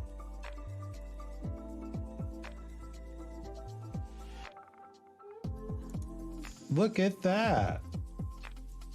Let's hit Control Z to go back, press Alt E again, and choose Extrude Individual Faces. So you can see this is doing a very similar thing, except now these edges right here are no longer connected. Let's select everything with A and X to delete it, and bring in an icosphere instead.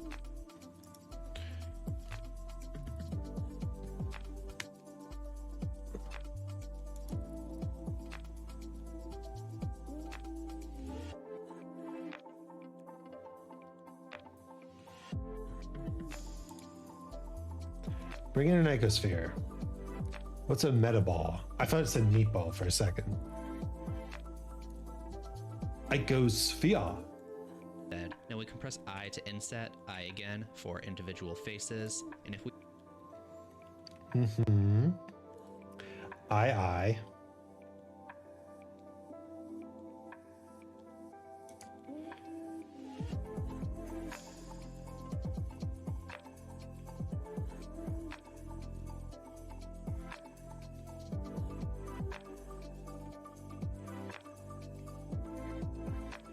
Press I to inset.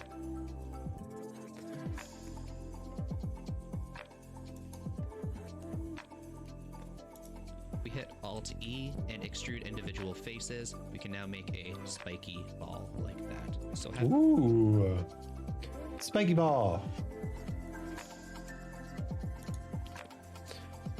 Kind of blew up.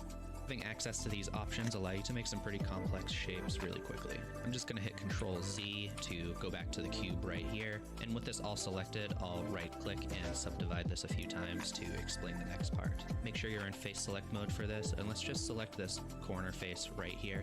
Hit E to extrude. You can see when we go up, it kind of acts the way we expect, but if we go down, we'll end up with some overlapping faces because it's not going to delete the faces right here for us as we go down. So that's what the extrude manifold option is for. So let's press Alt E and choose extrude manifold. And when we pull it down, we no longer have overlapping faces. It will actually... Okay.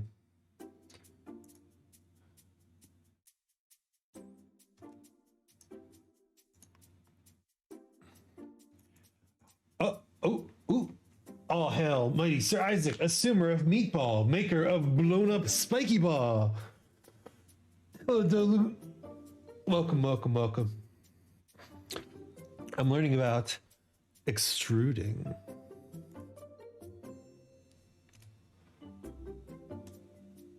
Do you like this music? It's very Extrude manifold.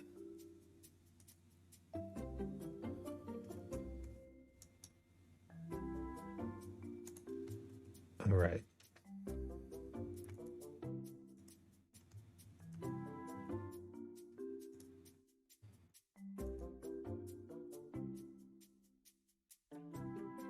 Isaac is making very adult objects. Actually start deleting points. for us. Incredibly adult. One thing to note though is that now these faces right here, they're no longer quads, they actually have 5 points. One of the other tools in here is extrude to cursor, and the shortcut for that is not Alt-E. You can see it's not in this menu. So Isaac, do you know what is happening in the Gentle Giant Discord? I don't. What is happening? Somebody's getting punched.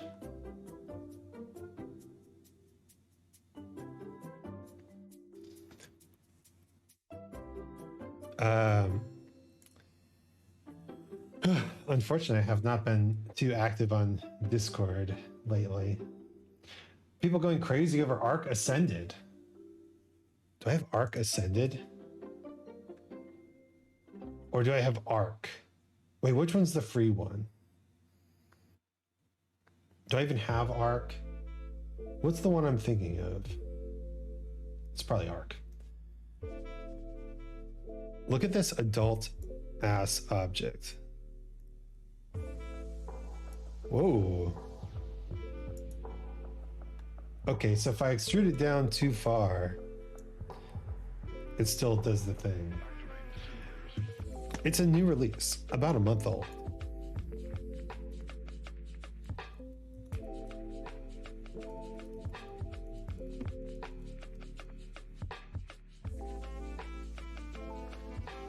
Nah. 1 second. It's a new release. I almost certainly don't have it then. I try to check my Steam account. It turns out playing Minecraft a lot means I haven't even looked at Steam.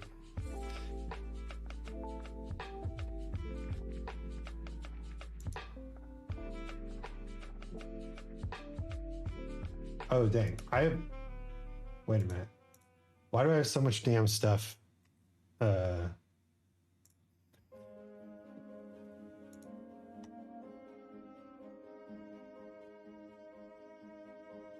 You guys want to see my Steam year in review? Can I just... I have Ark. It's a reiteration of Ark Survival evolved in Unreal 5, I guess. Interesting.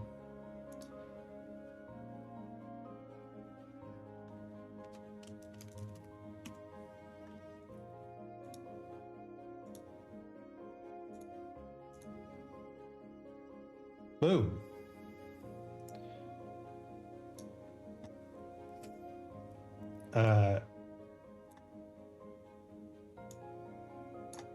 There we go. Okay. Steam review. Year in review. What did I play this year? What did I even do this year? 22 games, 12 new games, 325 achievements unlocked. Yeah, 140 rare achievements. Now there's the number that I like. Look at that. I'm still a 60-40, still 60% with controller. It was a lot of Neo. It was a lot of Neo. I imagine all these rare achievements are from Goat Simulator. We played 19 sessions of Raft, 27 sessions of Goat Simulator. How do you compare against the rest of the Steam community? The average is 16.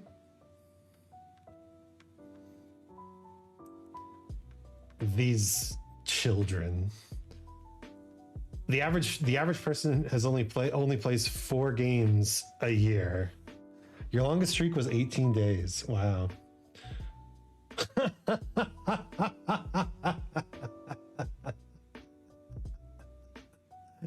New releases. 0% of games you played that were released during 2023. Get on my level. the percentage of games the average player played on Steam. So the average person plays 9% of new games. I play 0. That's right. I mean, can you tell? Can you tell with this spread of games? Truly the patient gamer.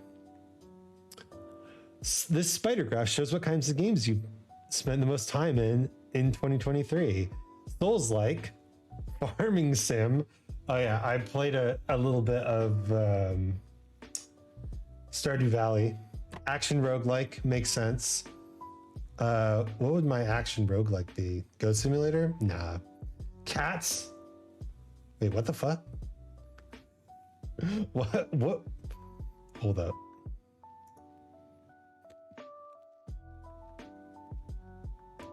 Cats?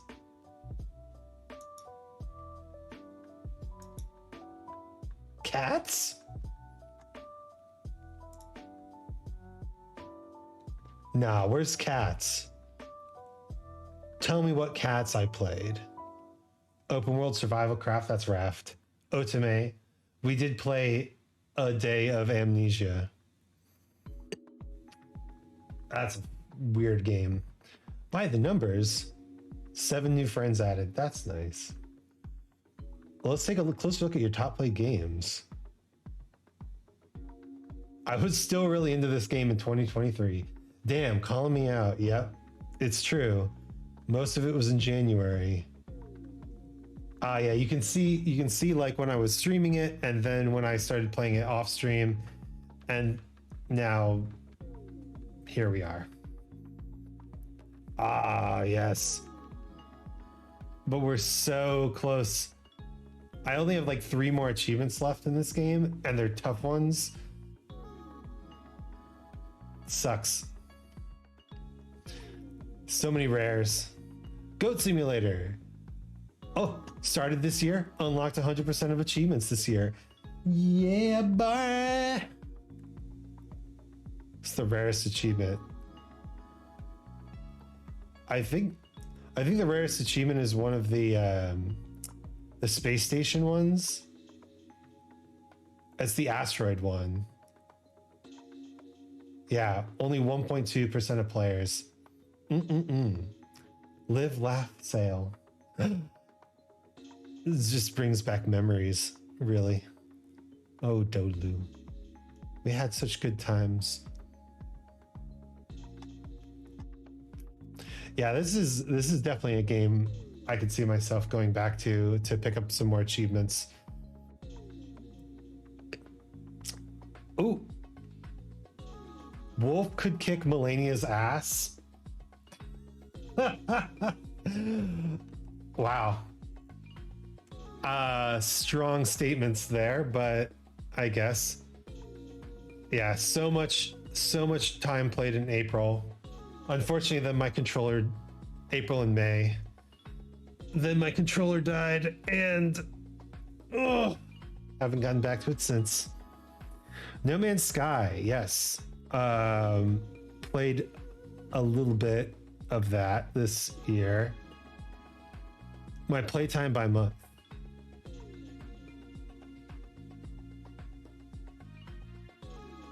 Yeah. All right. Cool. Oh man, we were still playing No Place for Bravery in January. And unpacking. You can tell which months I focused on one game. Please, we gotta play No Man's Sky. I've been doing it.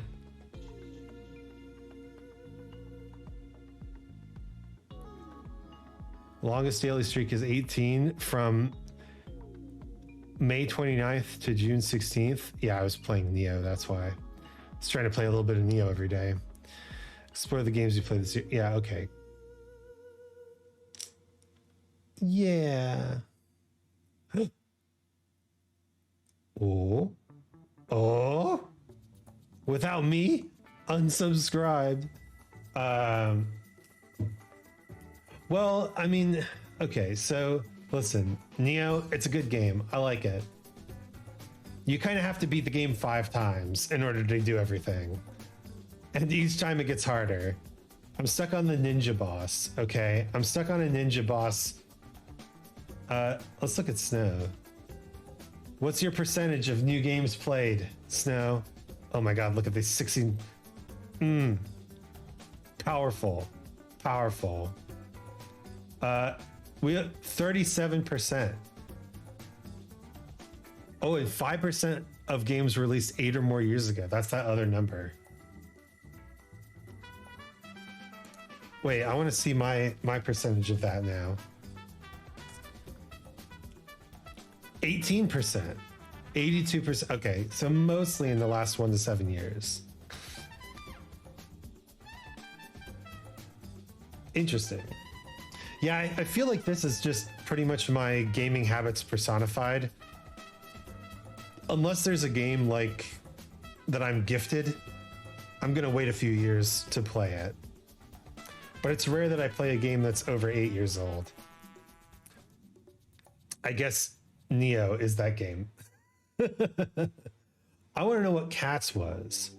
It tells you all the games you played. Cats? I guess Stardew Valley has... Oh, Stray! We played Stray this year. Dang. Neo was truly amazing. It's an excellent game. I remember Stray. That was like my first... So Stray and Goat Simulator, I've done Stray because I have cat lion in me. I've done Goat Simulator because I have goat elements in me. We're gonna have to figure out what to do that's got dragon stuff. Because see, dragon stuff, it's got to be something good, right? Maybe do a modded Skyrim. God, I've always wanted to play modded Skyrim. Modded Skyrim would be so cool. That's time for Neo 2. Arcast Dragons. Well, the problem with Neo 2, I do want to play Neo 2. I think it would be a load of fun. The problem with Neo 2 is simply that my controller's broken. I still don't have a functional controller. Now, to be fair, I did just get what you call it? I did just get a little bit more stable financially because now my cat is no longer dying and my wife has a job. And I got a promotion actually at work, which is really nice. So yeah, things are going well. See, it can't cut through the non quad, but it can cut through those quads. Congratulations. Yeah, so we're getting a little bit more financially stable. The problem is that in the course of this horrible November, we racked up quite a bit of bills, medical bills, tax bills, normal bills.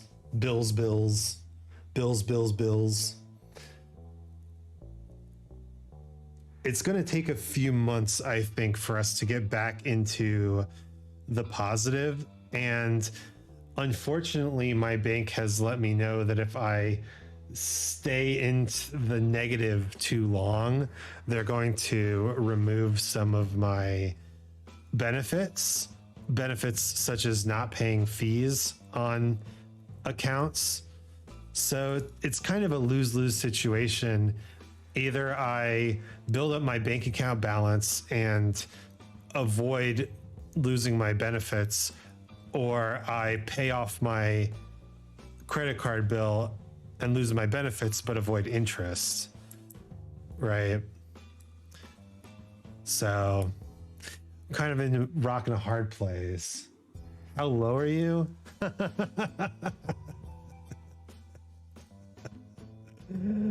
Let's not talk about that. Let's forward them to Bill Clinton. Good joke. Good joke. What's next on the The shortcut is actually control and right click. So if I hold control and start right clicking, you can see that it'll continue to extrude and rotate to my cursor like that. Let's tab out of edit mode. That's cool. Let's yes, times are a little dire. We could do a fundraiser.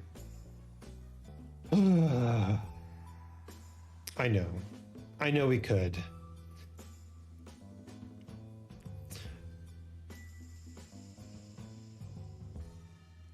The problem is I feel like it's asking a lot. Because these are not small amounts of money. Like paying for my cat's vet bills is like $7,000, and then getting back up to an acceptable balance in my bank account is another like $10,000 to $12,000 on top of that. Not to mention the entire time I've got to pay rent and buy groceries, and hopefully nothing, disastrous happens in my life. So I feel like this is one of those situations where I kind of just have to bite the bullet, right? So he's saying 20K. Yeah, and I think that is too much to ask of a community of my size, especially since it is decidedly not an emergency. It is. Let me see if I can sell you on the dark web. Perfect. Yeah, I've always had 2 kidneys. I've always said I only need one.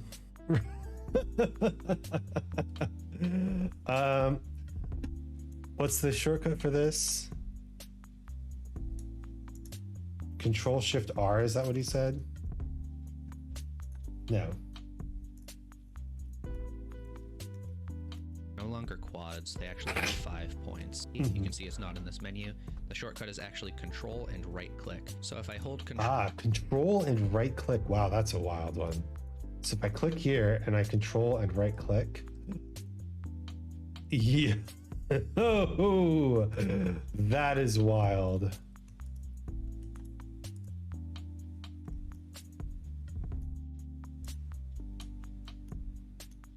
That's some Tim Burton-esque stuff, isn't it?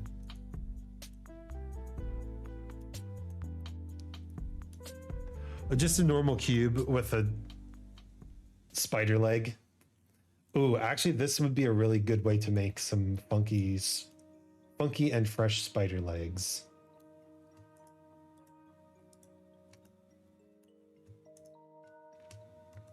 Anybody got arachnophobia in the chat? Any arachnophobes?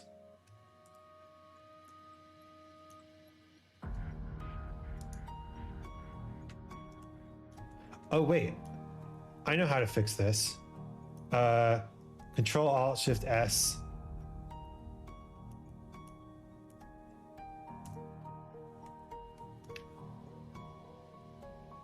Shear, right?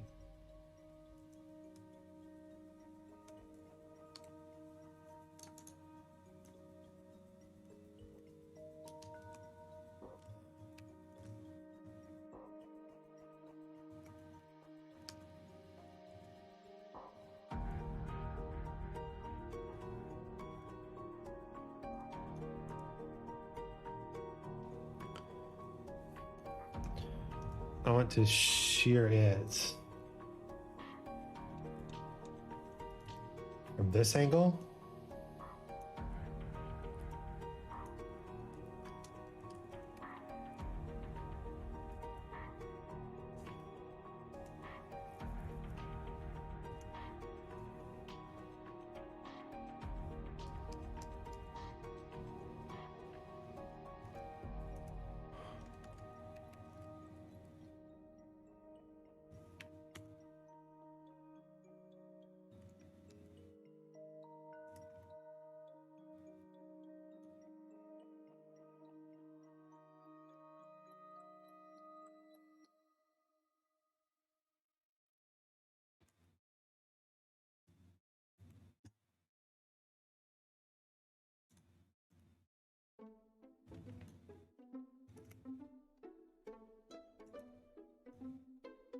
There we go. I guess just rotating it worked.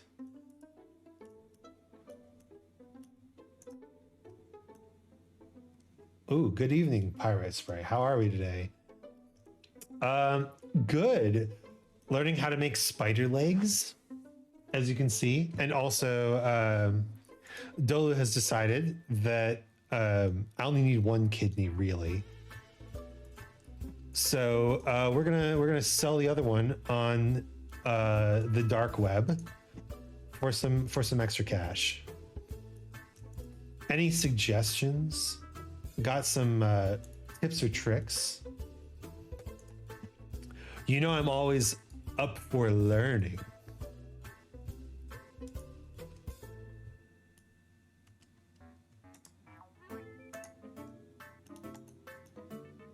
There we go. Our little cute spider. Oh, why are we needing extra cash? I'm sure there's a market for it somewhere. It's been a very expensive November for me, so I'm trying to rebuild the old bank account. My cat had to do a bunch of surgery, and we did that thing where, you know, you're holding out until you get a job, and we held out just a little longer than our expenses could handle. So now the bank is talking about removing our benefits and shit, like not paying fees. Not paying fees is a benefit. Did you know? Control and start right clicking, you can see that it'll continue I'm making to virtual extrude and meatballs. rotate to my I'm cursor doing like that. something. Let's tab out of edit mode and move this to the side and create a new cube. Tab back into edit mode, and let's talk about some other bevel options. So I'll hit 2 to go into edge select mode, select this edge right here, and control B to bevel, and we can left click. That's not easy. Yeah. It might end up that we have to take on a little bit of debt in order to balance things out. But I am hoping it is the Christmas season that our family will be able to send us a little bit of cash instead of gifts. You know, when you get to a certain point in adulthood, you really just want cash. It's just cash. Baby, it's just cash. To place it. And in this menu right here, the main one that I want to talk about is custom. And this is where you can actually make some custom shapes. But the thing about this is that you need to make sure you have enough segments for it to actually make that shape. So let's turn this up pretty high. You can see the higher we turn it up, the more accurately it's matching this shape right here. And we do have a few presets right here. So we have, you know, crown molding like that. We also have steps right here. This isn't related to... Hold up.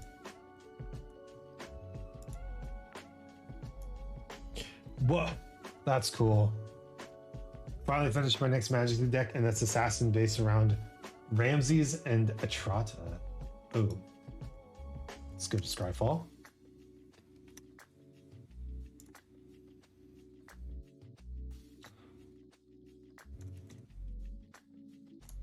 Ramses Assassin Lord. Other assassins you control get +1/+1.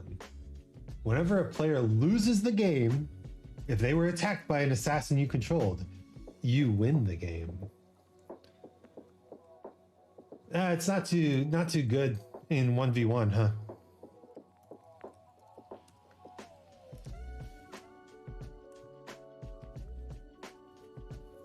Atrata? Very good for 4-player games. Yeah, I mean, I figured.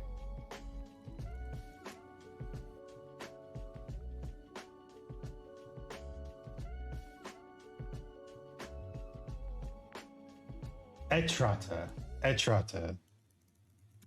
I'll just search silencer. Etrata, the silencer. Can't be blocked. Well, that's nice. Whenever it deals combat damage to a player, exile target creature card that player controls. Put a hit counter on that card. Player loses the game if they own 3 or more exiled cards with hit counters on them. And then you shuffle this into your library. Dang. Seems like a tough win con.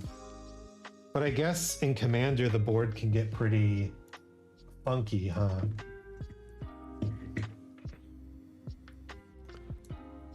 Look at this sick ass beveling.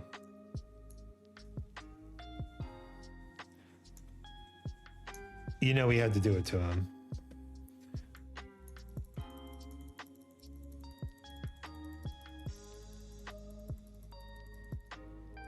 What's the presets? Steps? It's a pretty good preset. Crown molding. That's the cornice molding. I've seen that in so many places.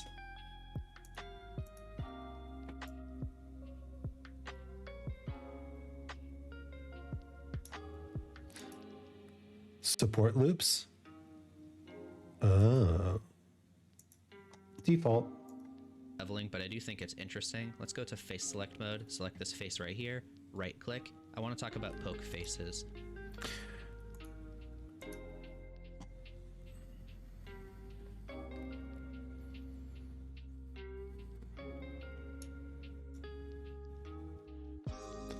All right, let's learn about poke phases. If you pair her with Ravenloft Adventurer, I just gotta keep Scryfall open, man. I'm not too familiar with the commander cards. Ravenloft Adventurer. When it enters the battlefield, you take the initiative. Whenever a player takes the initiative, they venture into the Undercity, and whenever one or more creatures the player controls deals combat damage to the player who has the initiative, the first player takes the initiative. So it's basically Monarch, but you venture into the dungeon every turn.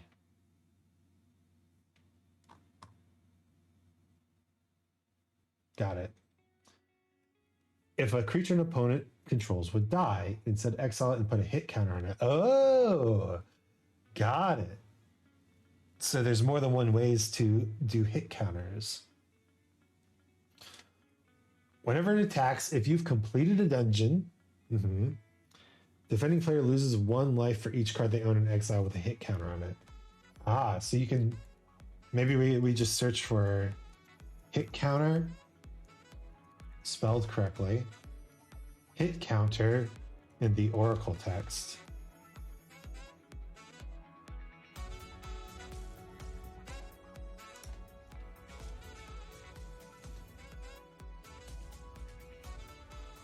Do you have Mari the Killing Quill?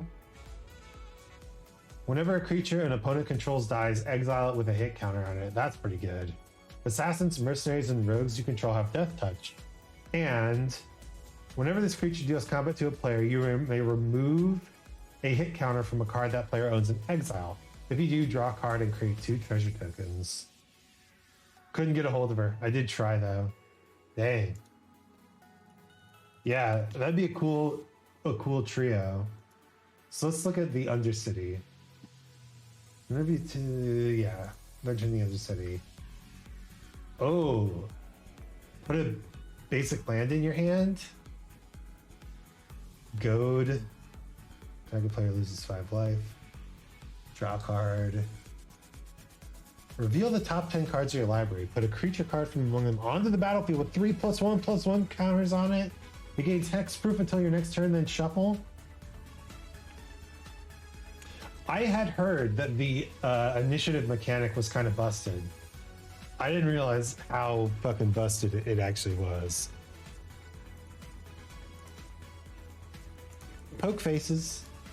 So when we do that, you can see this face turned into triangles, and it left a point in the center for us right here. So you could use this to easily make kind of pyramid shapes and things like that. And this is different from just triangulating faces, because if we select this top one, right click, we also have triangulate faces right here. And you can see it won't ever put a point in the very center the way poke faces does. It'll just... That's just one of the dungeons, but that is the one I have for this deck. Yeah, I played a long time ago, but then I started getting back into it while the D&D set was in standard. So I'm aware of the I'm aware of the dungeon mechanic. So if I select face, triangulate faces. I guess here's a question. If I make a face super funky, like so, and click on it, triangulate, it defunkifies it. Well, it does its best to defunkify it.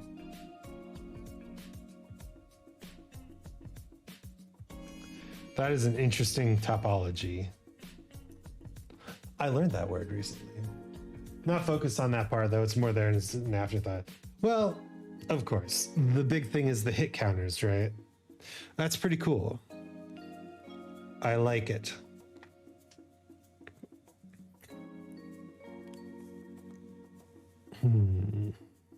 I guess you'd have to use Ramses or Arata as your commander in order to get all the blue assassins in there. And I mean, blue is just a good color in commander, right? Because of the counter spells and shit. Connect corner to corner like that. And if we want to turn it back, we can right click with those selected, and we also have tries to quads, and we'll try to reverse it. This doesn't always work for very complex meshes, but when it works,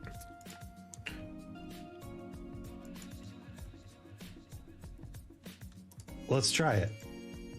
Triangles. It didn't work for complex meshes.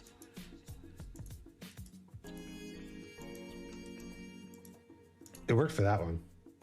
There isn't really much in the way of blue assassins, so it's mostly a black deck with blue support. For real.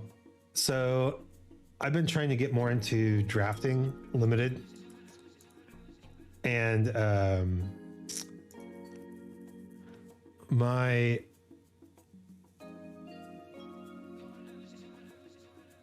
problem is that I, wasn't drafting enough. So now that I have more than one account, I can draft more often. And they just released Khans of Tarkir, which is a 3-color limited set. So it's kind of like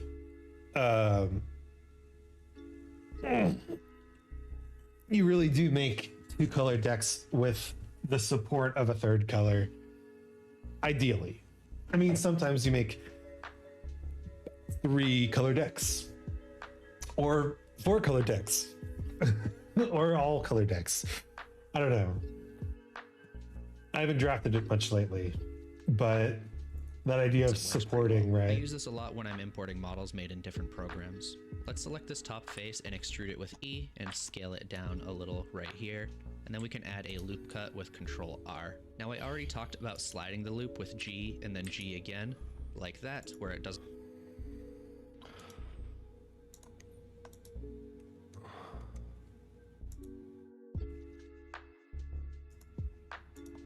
change the angle of the faces. This also works for vertices, so we can go into vertex select mode and just select a single one and hit G and G again, like that. And you can see it'll let us change which edge we want to slide along, like that. If you want to lock it to that axis, you can hold Alt, like that. Ah, okay. So vertex select, grab.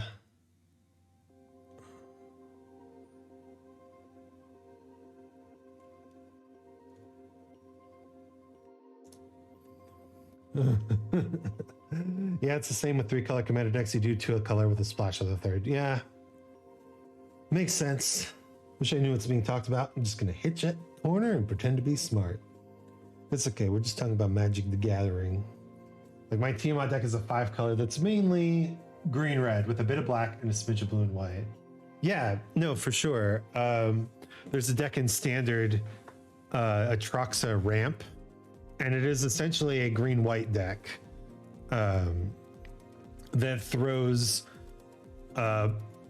blue and black in for casting random other spells, and then it has like one mountain or something like that. for certain domain cards. Is she the one that proliferates each turn? That's the first Atraxa, yeah. That's the Atraxa that's really good in Commander. The Atraxa that's really good in Standard is the new one that like pulls things off the top of your library when she enters the battlefield. Draws you 7 cards at cast. Yeah, pretty much. And it will extend it, as you can see here. Let's tab out of edit mode and move this one to the side the new one. and create a new shape. So for this one, I'll create.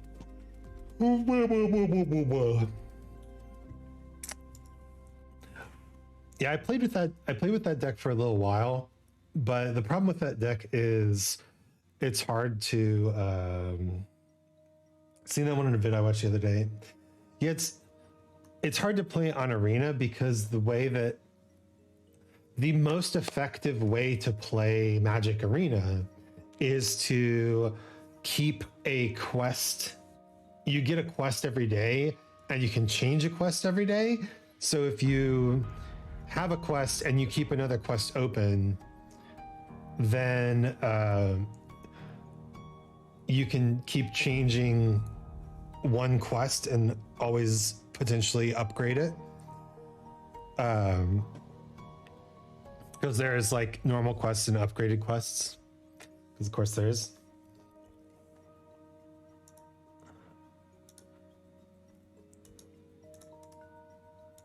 But poke face. Up.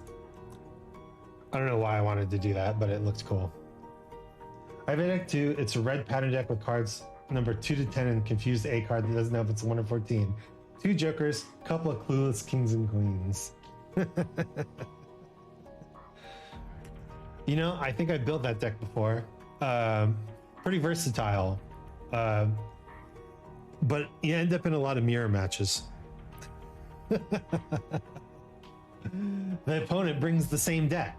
And then you're like, well, I guess it just comes down to who draws the better cards then. Sounds the cutest.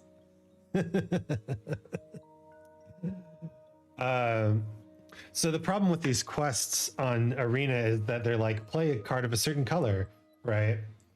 And if you're playing all the colors, you can't really keep a quest active, right? You can make her lose a fortune in a flash.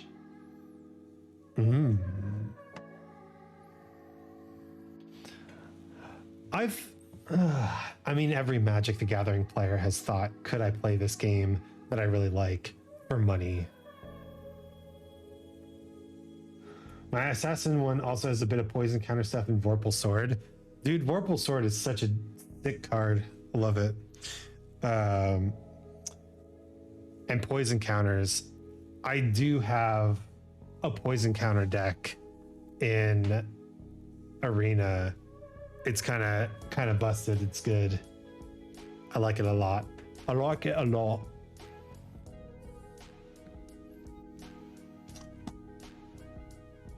Guys, we're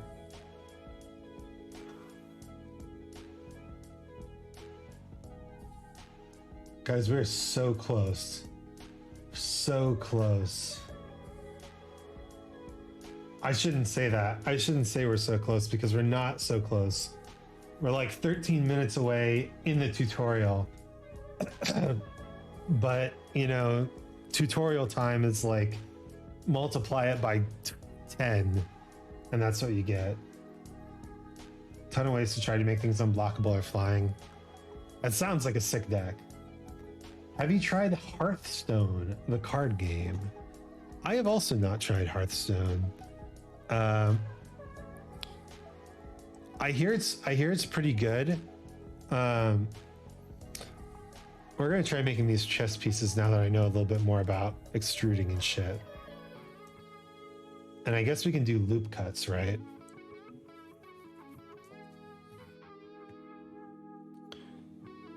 Add. cylinder. And grab on the Y. Scale view down.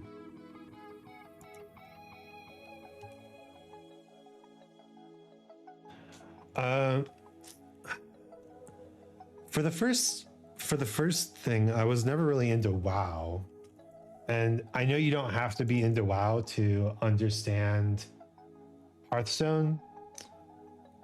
But yeah, just I didn't have the background at all. Magic the Gathering has no video game version? Yeah, it does. That's the version I'm talking about. Arena. So let's grab on the Z-axis control. Yeah, it's just a digital version. It's not really a video game version, so to speak. I need X-ray mode.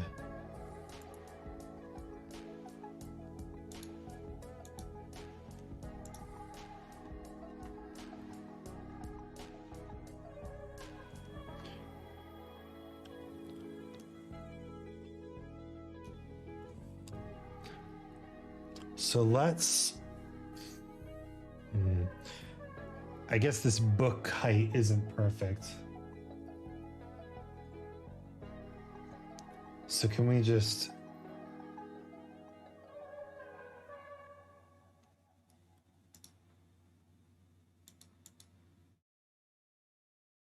No.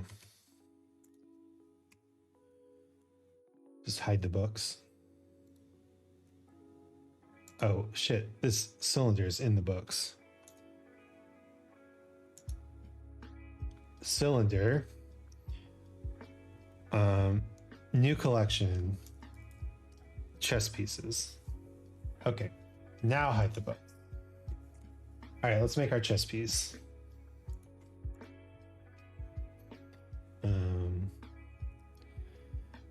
Yeah, and Magic Arena, honestly, I mean, people hate on it, but I think it's pretty good.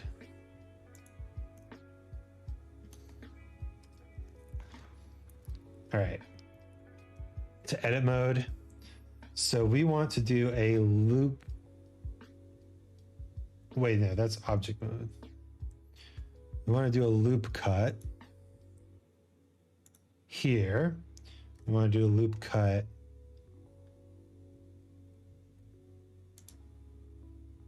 here.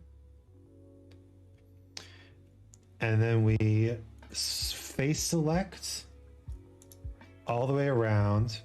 And oh, I guess we need more loop cuts first, because otherwise these are just going to punch inward, aren't they? Yeah. Okay. So let's do more loop cut here. That's fine. Let's do more loop cut here. Make it like this.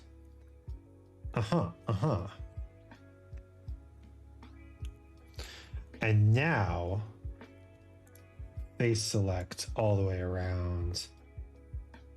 Alt S.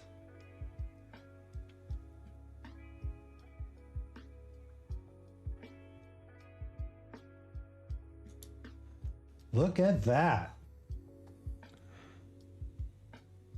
This ain't your grandma's blender anymore. So now what if I edge select all the way around and bevel.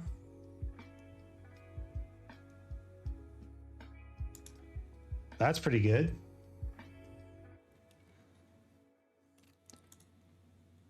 And so now what I want to do is face select.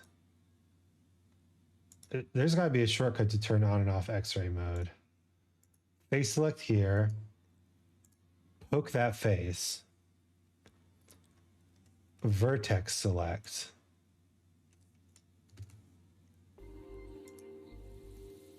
Bring it down. And then I don't know how to do this aside from just selecting every other vertex. But I guess we don't want to select every other vertex, do we?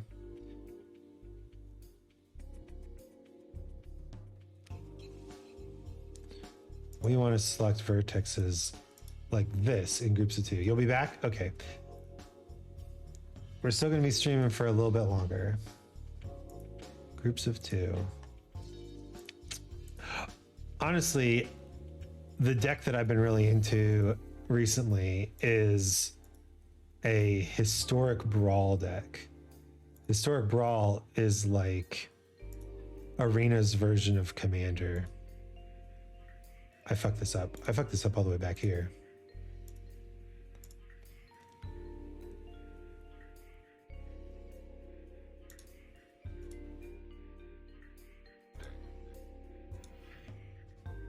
All right, we take all these vertexes, grab them down.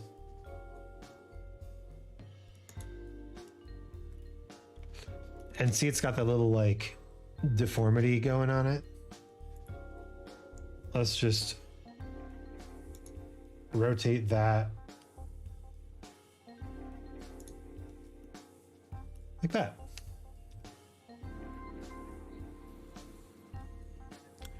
All right. Out of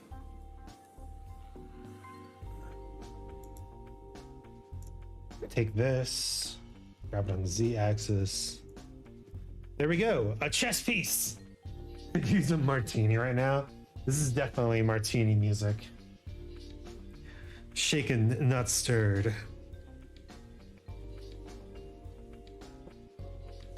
Now we need to make a pawn. And I think for the pawn, we start with the cylinder as well.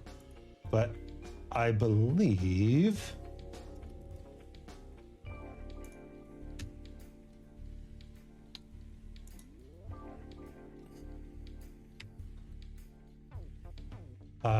let's hide the books again. We'll have to adjust it afterwards. But with X-ray mode on, we can align this perfectly.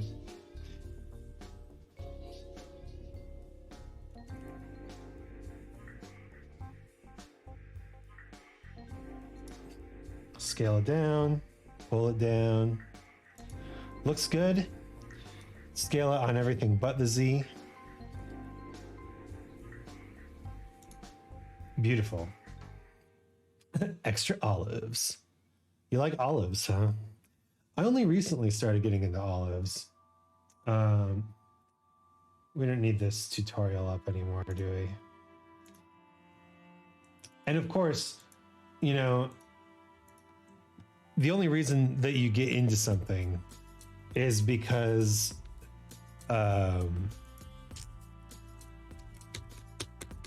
hello? Oh, I wasn't in edit mode, of course. Let's add a icosphere.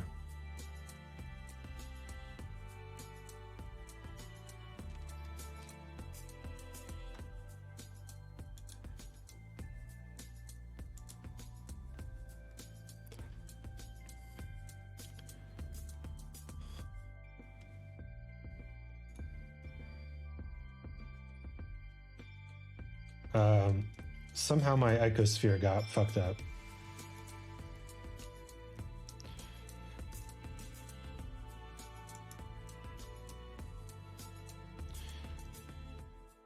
Whoop, perfect. Love the olives, jalapenos, yum.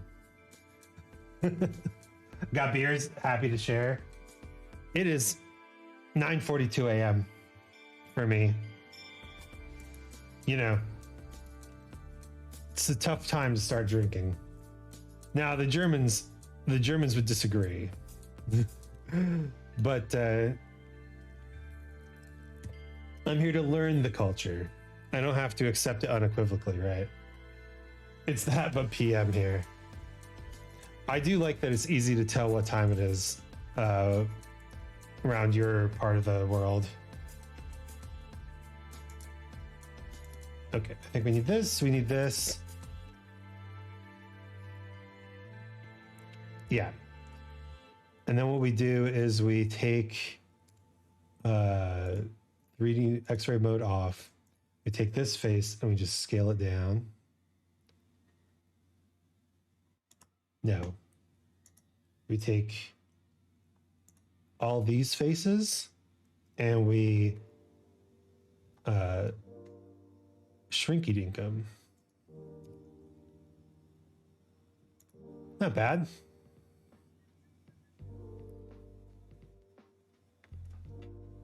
Guess yours. Guess your time. Let's see.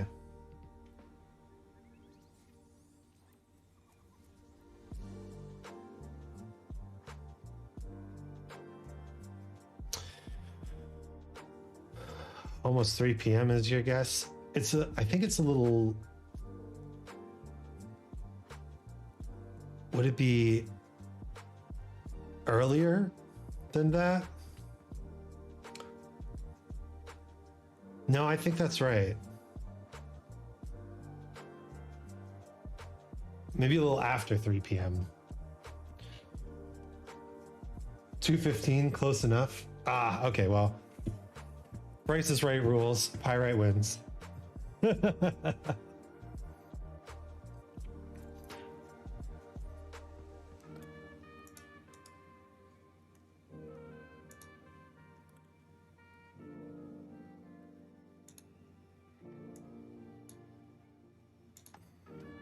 That's probably fine, right?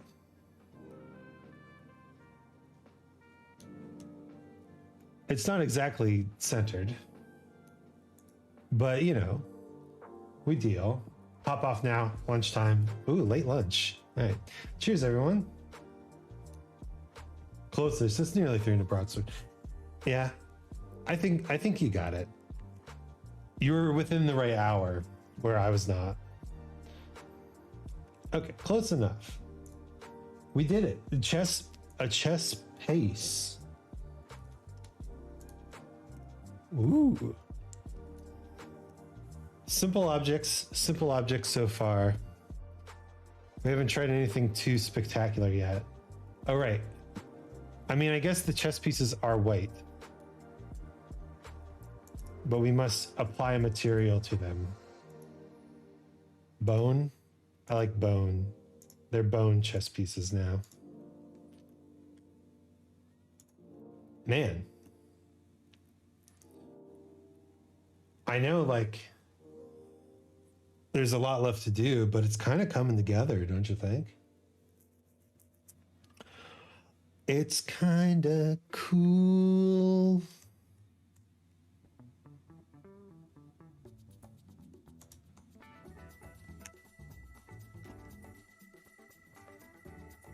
Wow. Blender. I mean, this feels like I've done a lot of work. It doesn't.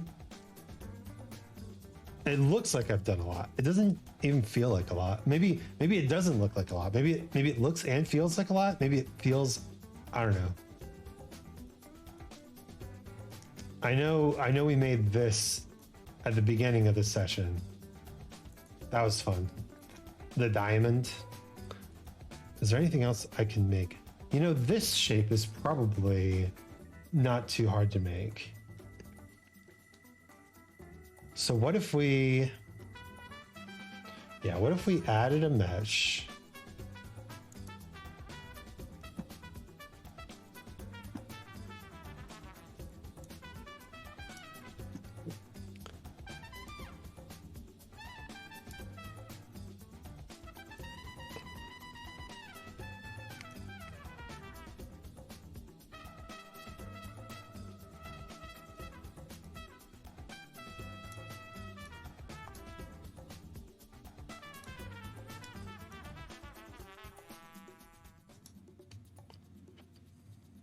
How many segments is this?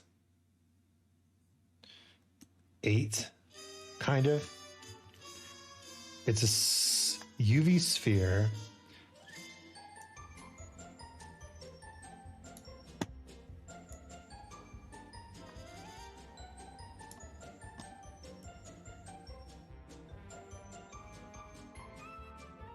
Is that it?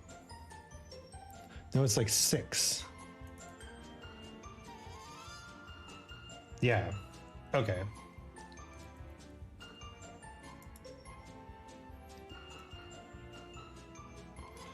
And then we need to rotate it along the Z a little bit.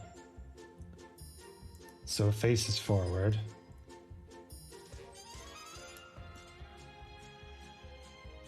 Scale it down.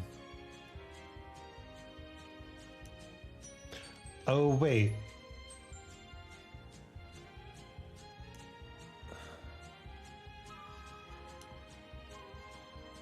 We can fix that. We can fix that in edit mode, can we? No, I don't think we can. Okay. Add. Maybe we have to add an icosphere. A 1 subdivision icosphere? No, that's not it. I'm pretty sure it's the UV sphere. Or maybe it's...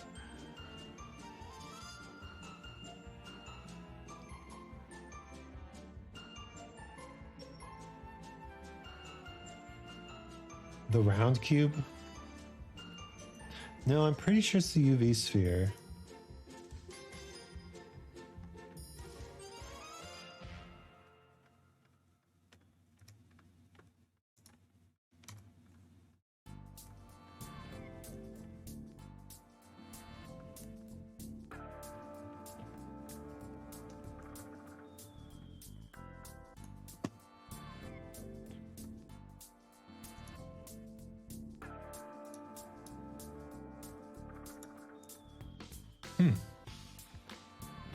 Wild. Okay, well, we can get it close enough with this. Let's move it here. Scale it down. Now what I want to do is in edit mode, with all faces selected, we inset individual faces. And then delete those faces. Beautiful.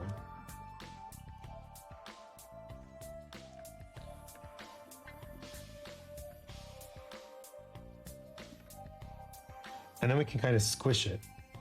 Scale it on, no. In object mode. Scale it on the Z, rotate it.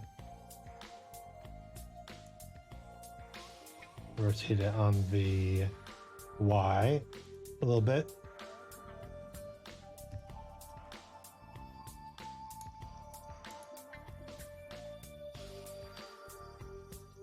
I don't even know what this is. I didn't get explanations for everything in this scene. But this is it. This is what we got. So it's what we're gonna do. It kind of is more like a... God damn it.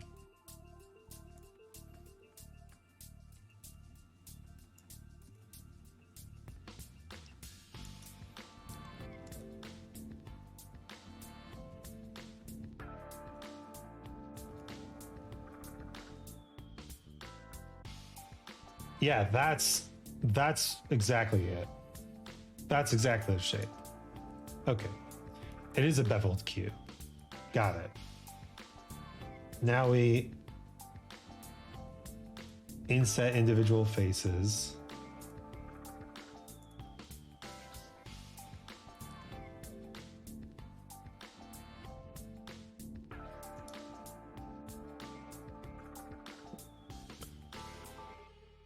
There's your shape. Okay, cool. Back into this mode.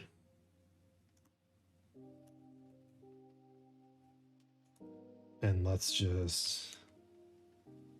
Nope, wrong thing.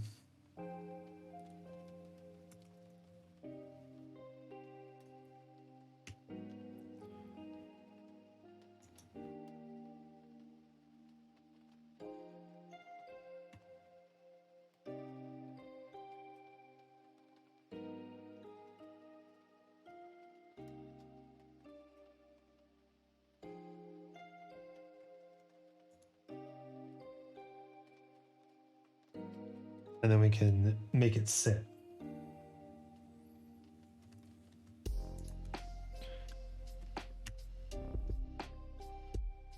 Nice. I don't know what it is, but it's looking good. All right, to the material plane. We need a material for this object.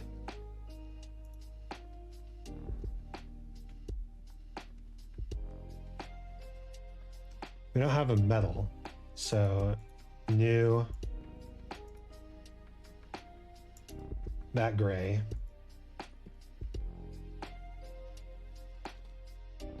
I don't know how to make weird, cool metal materials yet. If I did, that diamond would look way cooler. Right? Damn, we could have made a cool looking diamond, but I don't know how. So this cube, I mean, should it go in its own collection? Sure.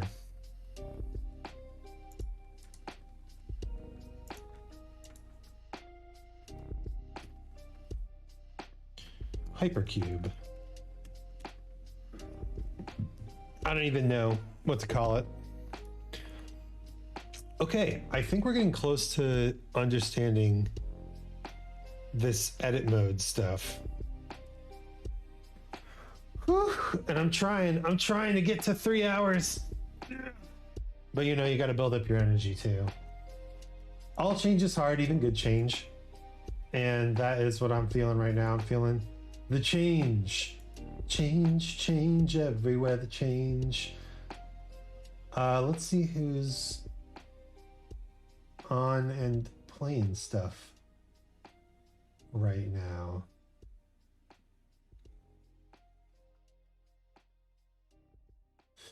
Ooh. Is this the rare we get to raid Teddy night? Looks like it is. All right, we're raiding Teddy Dead Rat.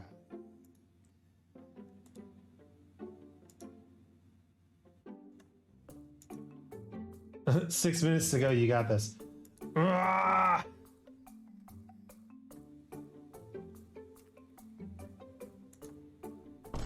I don't want it. Boom. The new redeem is fun. Should I just read my emails? Update to the latest app version of SoundCloud. Your payment has been sent.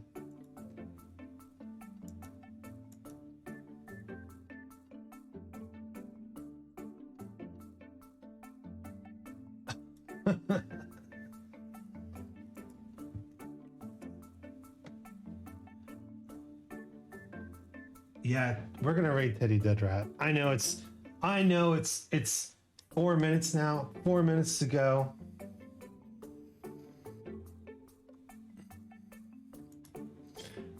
It's just a lot, you know, man.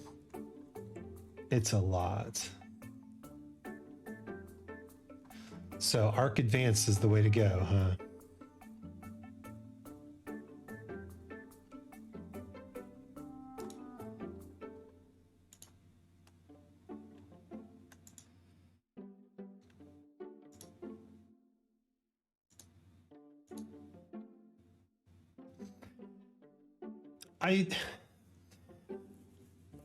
I'm thinking about how I want to do more video games on this channel, because I like this art stuff. In the end, I like playing video games a lot too. It's good catching up. You gotta do what you gotta do. Yeah, I do want to catch Teddy before he disappears. So let's head out. Ugh. You can tell when I'm getting tired when I just stop talking all of a sudden.